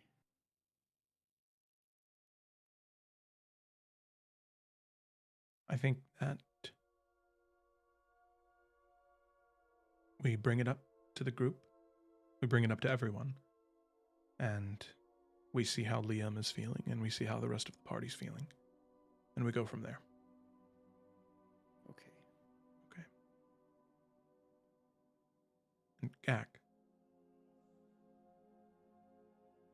I promise I won't let anything bad happen to you. I know.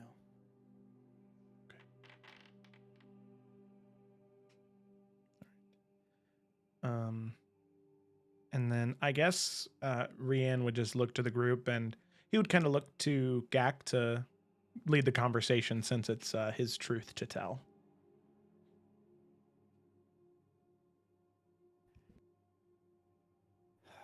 Hey guys. Hey, how's everybody doing? Good. Better you. with the rest. That's good. I'm doing fine. So I got a couple things I want to say. First off, Liam, thank you so much for being here. You helped us get in here. That's awesome. There's a reason we're here. You never really asked why we wanted to go in besides just being like, yeah, it's cool. Yeah, we got a lot of stuff going on. And I have a connection to Izerin. We talk sometimes. We talked last night. We're cool. Wait. What? You talk to Sometimes. Izerin. Yeah. You're kidding, right? He's Do joking. I look like I joke around? I could answer he's that not. honestly, but so when you talk to Izerin, what does he say? And how has anyone else heard him? I have. Actually, yeah. Okay. Yeah, And Rianne went Liam- into my book one time. what? Yes, I this- apologize for the deceit earlier. I didn't think we'd be doing this so soon, but Gak and I are both connected to Iziran and the Okunai people. I am an Okunai. My name is Rianne Alvain, and I am the son of the last king of the Okunai people, whose head wizard was Iziran. And You're- oh no, you go. No, please. It's more explanation would be good. Please keep going. Yeah. So you know the city where the Okunai people were? Ventus Ferrum. Yeah. Basically a very bad creature was coming to attack them. And Demogorgon, right? Yeah. Yeah. Yes. That's cool that you knew that. So basically, the magic that Iziran had set up in the town teleported them and the Demogorgon to the abyss, Mm-hmm. and that's where they've been. And when that happened, there was like an explosion-y thingy, and Iziran's spell book landed in the woods near my house, and this is it. Now, before you say anything, this is something I wanted to propose to you and to the rest of the party here. You seem like a very nice man, Liam. And I think I can safely speak for all of us where we'd like to trust everything you say at face value. But we have encountered a lot of individuals on this plane and on others that offer kind faces, but then in return are, well, not good people. If you would be willing, I think it would make all of us feel better. And unless I'm speaking out of line here, if I were to cast a spell, Gak, myself, and you could all succumb to it. We could fail it, where we are forced to speak the truth.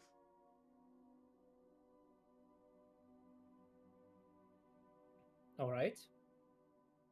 I think that's fair enough. Oh. Okay. Why not? You're strangers to me as well. I'm trusting you with my safety. I'm curious to know if these things you're saying are true. Would you be participating, right? Am I understanding this? Yes. Yes. All right. Yes, let's do it. Okay. All right, cool. Thanks, homie. Yeah, Rian will cast Zone of Truth. And yeah, it's just, you just have to choose to fail the charisma saving throw, and then you cannot knowingly tell a lie.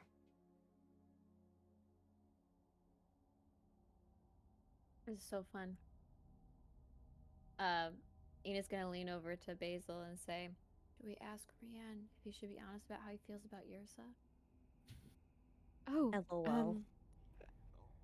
he might kick our ass for that. But would it not be funny as fuck? It would be funny. We will get black eyes. Do you imagine he beats his like surrogate daughters? I'll make you blind in both eyes. Nothing's funnier than child abuse.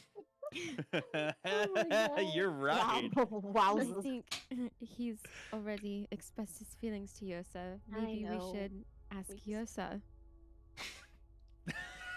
So Zone of Truth is cast. Yeah. Damn. Yeah, Rian will say what he said again, but in the zone of truth, so, Liam knows that he ain't fibbing. Gak will just say, Everything I said before is true. Gak, you're really smart. I didn't even think of that. after Rian says everything. How long does Zone of Truth last? 10 minutes. All right, so ask your questions. But yeah, this book is Iziran's, and we can communicate with it. And you asked what he says. Sometimes he says things loud and mean, but most of the time it's not. But I talked to him last night, and he was asking if I was prepared, because we are here to bring Ventus Ferrum back. Back? Yeah. And you said Ventus Ferrum is in the abyss. Yep. Let's hope no one's in the hole where it used to be when it comes back. Yes, that would be a problem. So, what... what has Iziran tasked you with doing here? How do you bring Ventus Ferrum back? Well, before we get to that, what are you looking for? What do you want from here? I could answer that in many different ways. Do it in the one that we want to hear. Okay.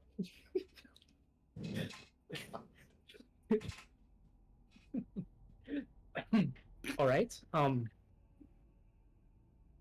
I am looking for an artifact.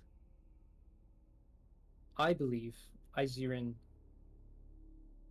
stored magical artifact here, or artifacts that could provide me the power I need to undo something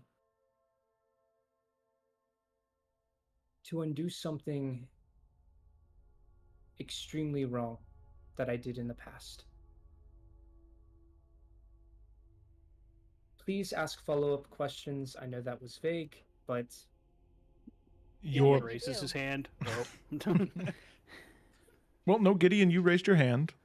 Okay. Yeah, sorry, I talked over you, Gideon. I wasn't good in school. No, it's fine. It's fine. I mean, you want to undo something. Did Iziran tamper with time magic, as far as you're aware? time magic, I'm not sure. I know that he has experimented with teleportation, with spellforged sentinels and the such. But it's more that the Age of Arcanum, it was a different time, filled with all kinds of magic, and him being the Archmage, surely he has something that would give me the power to undo it. Whether it's time magic, I don't know. All I know is if there's any place he would keep it, it would be here. But yeah, What like, did you what are you do? what are you undoing? So, when I introduced myself, I mentioned I belong to the College of Lorehold. I belong to a group called the Rune Runners. We are tasked with going to ancient places, discovering magic, and studying as much as we can about magic of old. My father was once the leader of this organization. And when I got admitted into the college, he was extremely proud to have me join his rune runners. Lucky.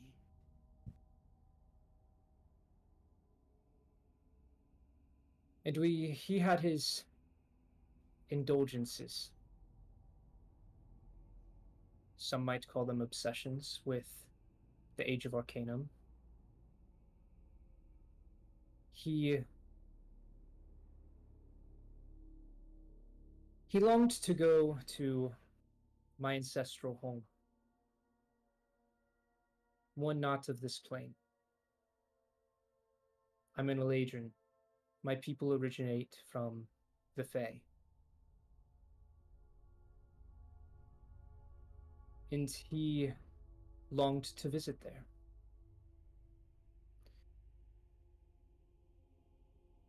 To cut it short,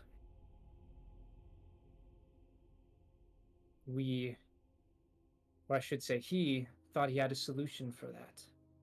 And I was excited to help him. And it went gravely wrong. My father's gone. I have no idea where he is. And I need him back.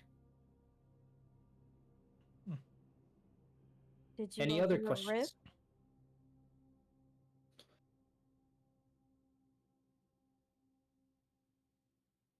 Not successfully, I would say. As I'm still here, he's gone, and there's currently no rift. Do you know? So you don't know where he went at all? Like what plane he could be on? I have no idea. To be honest, I don't even know if he's alive. As a creature of Fae myself, Feywild is a very dangerous place. As beautiful and as welcoming as it may be, there's also a lot of danger and unknown. And if you were trying to open a rift, and not that you didn't know what you were doing, but those magic sometimes are vastly uncontrollable, there's a chance he still may be there, just lost and not able to find a way out. That is, unfortunately, my hope. If he's alive, he might be in danger. And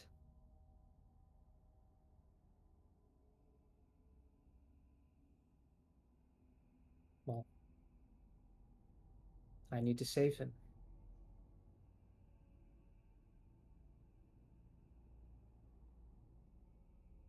And just so I can be confident beyond a shadow of a doubt, you hold no allegiance to this Demogorgon, to the Deep Father, in any way, shape, or form. No, of course not. In fact,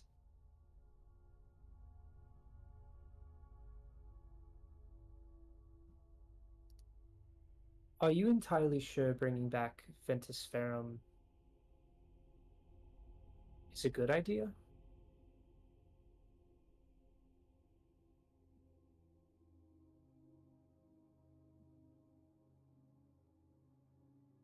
Well, wait, why wouldn't it? Isn't that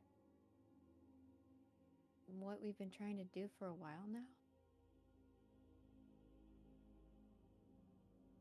I don't know what you've been doing or what your goal has been, but it's just a question. Just Well- wondering if you've weighed all your options. The city itself was never inherently evil. No. It was just thrust into an evil domain.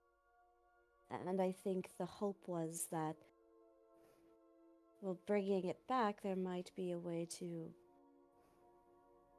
I don't know, cast away whatever evils there might be, a chance to rebuild, right or wrong, similar to what your path is. At least I thought that was I suppose, our goal? And Yrsa kind of looks at Gak and Rian. No, that's a noble goal, and our hope that Ventus Ferrum could be brought back. In fact, it's fantastic news. I hope the same for my father. Wherever he might be, I hope he's brought back. I hope he returns the same way I left him. And I know I think about that.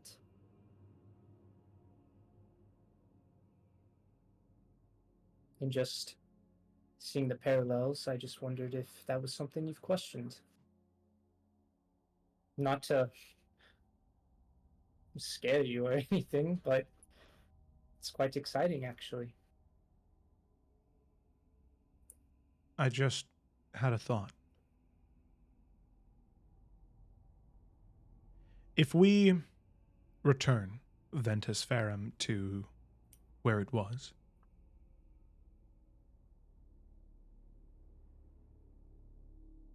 what if the magic isn't similar to planar travel magic? What if it's not teleporting it back? What if returning Ventus Ferrum involves opening a massive rift in the abyss to bring it back?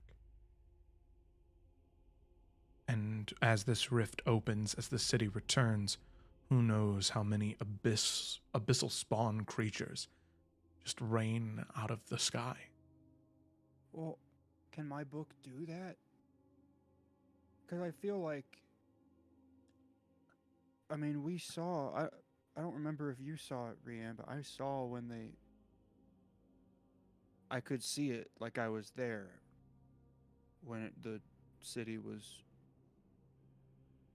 taken away, and it doesn't seem like it was a rift. It seemed like it was a teleportation. So my assumption would be that it would just be that same thing, but coming back.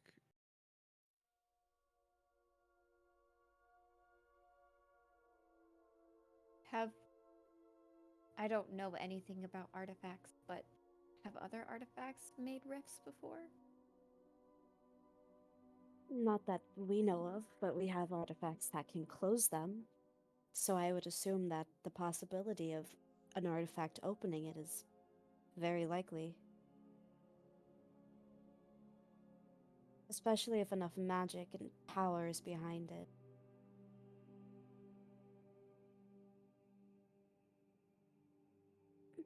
How much do we know about this guy, Gak? What all has he told you? I mean, I know more than history books, I guess, but all I know is that they sent the city away to protect people. They sent it to the abyss to protect them? I don't think they were trying to go to the abyss. And I don't think they were trying to protect the people of Ventus Ferrum. No, to protect everyone else, because the Demogorgon was there. So they basically sacrificed themselves. And the whole reason that I want to bring them back is we found out that it wasn't a sacrifice of life. It's not like they blew up the city and the Demogorgon with it.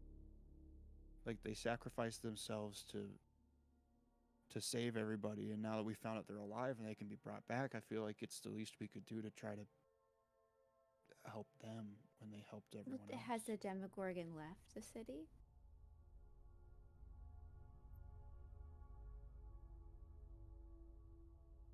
No.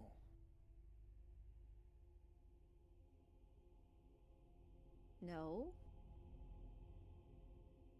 I will say on this specific point, all of you saw the vision of Demogorgon traversing the plains, and that Ventus Ferrum was just kind of, when you spoke to Lady Gemcloak and she gave you the vision, Demogorgon has his own tower that she showed you, and Ventus Ferrum is like a trophy inside of the abyss just floating there.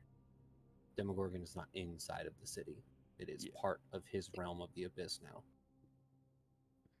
So it's like a trophy, but it's not like stuck. You don't mean like it's like, ship It's in a just- bottle kind of thing. No, it's just Okay. floating in midair inside of Okay. Demogorgon's realm. Oh, He- okay. He is not in this. He's not in the city. The city's in his space. I Yeah. see. This is 'Cause, Felicity also doing some catch up too. I've seen in some of the talks that I've had with Izeran, the Demogorgon was around. But I don't know if that was actually happening or if it was just to show how desperate he is to get the city back. Because I've talked to him since then and the Demogorgon's not around. And you don't think that Izeran has any love or alliance with the Demogorgon, right? That's out of the question.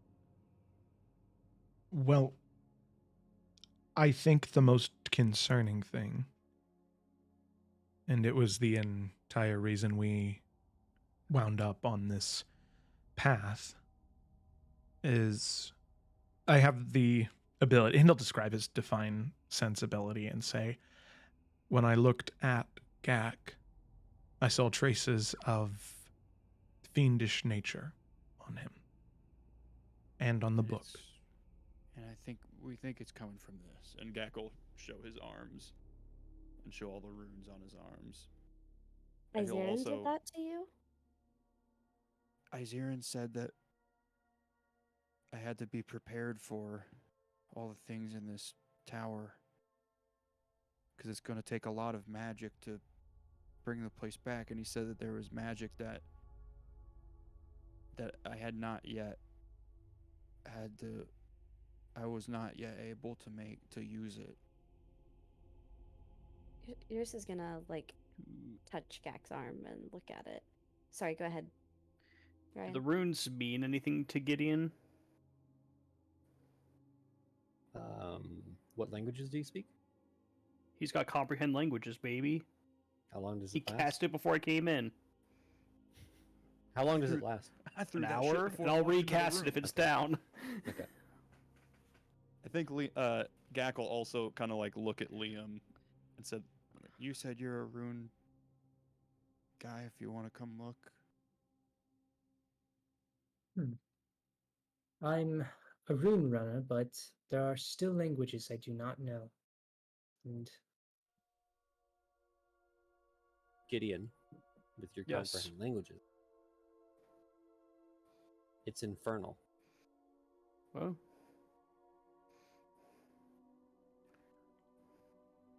and it says It doesn't specifically say anything other than you can tell that these are infernal magical runes. The language, it doesn't spell out words. It is as though Gak uses runes and runes you would see for magical incantations and magic. Do they look similar to the runes? They probably don't actually, but I'm gonna ask. Similar to the runes that were on Alano's arms? Because Enid saw those. Yes, but not one to Not the one. same, okay. No, it's 'Cause we definitely the same language. Yeah, but he was attached to Asmodeus, right? hmm Yeah. Well, you don't know which one he was attached to. Well, didn't He did And say you Asmodeus. found it. yeah? Gideon Right. found the thing from Asmodeus. I'm just saying, in general, he probably wasn't a warlock of Asmodeus. It was probably a lower down, Asmodeus hasn't got time for you, kind of thing. Fair. But yeah, it's definitely infernal. They both were the same Okay. language. Does Gideon say that it's infernal? Yeah, 100%. But he'd quickly follow that up with, I'm not sure if it's a reason to condemn him. The hells be they as they may, very powerful place. Many arcane users have tried to channel their power to varying degrees of success. I know that Aziran and I mean all the way back in that age they used different kinds of magic that don't exist anymore, that no one practices anymore. Maybe that magic was with Infernal. Possible. I am concerned, and as I'm sure we all are, because, Gak, I don't know why someone with this kind of energy would attach themselves to you in such a way, and I don't want to say he has lied to you, but it sometimes not giving full truth can be just as damaging as lying. Does that make sense? I feel like he hasn't told you everything. And Gek, you are so full of love and compassion for this mission that you have been placed on. And I would hate to see someone taking advantage of you. All of us. But I don't know. This is just speculation. I also don't want to make anyone think differently.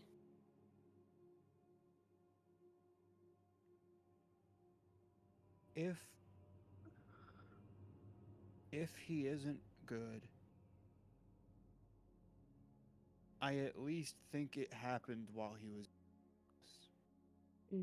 because I believe that they sent the city away for good reasons. I don't think I believe that. Who knows what happens when they're in there. But right. And another. Go ahead. Well, what I was going to say was, what is for certain is we all have a lot of questions we need answered. And I believe the rest of the observatory could answer those for us. Even though you are questioning, the motives of Zeren, we are in his home. If not really his home away from home. Whatever we need to learn about him, it will be in here. I have a question for you, Liam. Mm-hmm. What would you do to get the thing that you need to bring your dad back? Well, if I'm being honest, you have to be. You're right. So while I'm being honest, this is kind of my last resort. If the worst thing I could do is use magic like we used before, that caused my father to disappear. I don't want to do more damage. I want to fix what has been damaged. But if my father's alive, he would understand if the path needed to bring him back is too dangerous or high stakes. He would understand if I just walked away. But I have to have a little faith in Izaren, and that there is something in here that is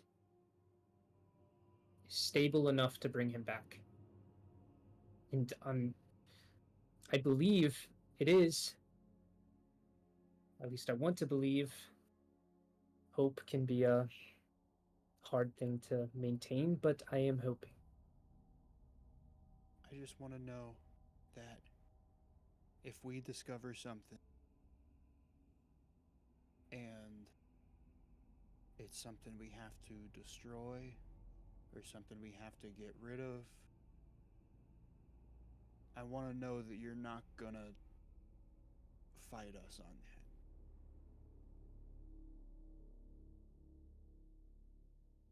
Well,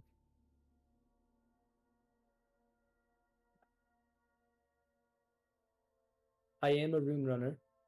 I'm a member of the College of Lorehold, studying magic, both good, evil, dangerous, stable, unstable.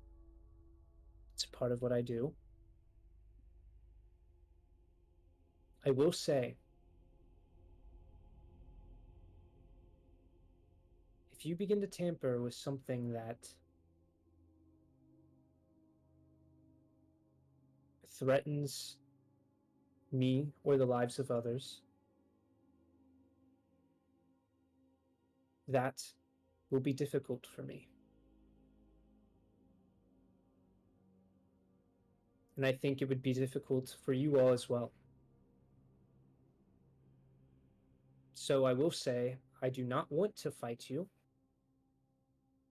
Clearly, after this battle, I don't think it would be a good fight.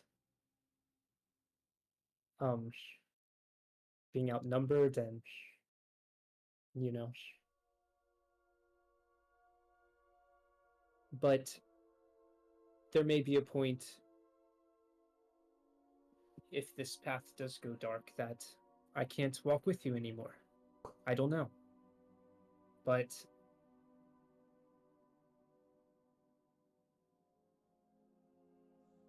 maybe that's the most honest thing I can say right now, is I don't know. We'll have to see what happens, but I believe you're all reasonable, so.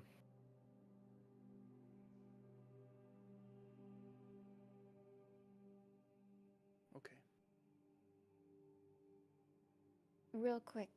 So, you said that you and your dad kind of messed with some stuff and opened a rift, but things went bad. But you have knowledge about rifts and opening and closing them. Not exactly. I don't think we successfully opened a rift. At the time, I don't know if that's exactly what we thought we were doing. One thing that I need to be very clear about with what we did. It was rash. We didn't know what we were doing. We didn't know the consequences. And clearly we did not fully understand it. It is only since then that I've truly started studying Yzerin, rifts, and the sort. My father knew much more than I did, and I believe he withheld a lot of that knowledge from me, so that I'd be more easily convinced to help him. So, I might know some things, but don't let that experience be representative of some sort of knowledge that I might have around rifts, because if anything, it's an example that I gravely do not know enough. Well, maybe we'll pick your brain later just for your experience around it all then. But I think for now we have enough information and we should probably move forward. Okay. The spell fades. You all gather yourselves as you start walking into whatever is in the next room. And as all of you make your way through the door, that's where we're going to pick up next week. Woo! Oh my goodness. Thank you so much for watching, everybody. Hope you enjoyed. Be sure to tune in on Saturday for the Isles of Avery, on Tuesday for the Adventures of the Salamander Coast, or next Wednesday for the Tales of Evrand. Thanks for watching. We'll see you next time.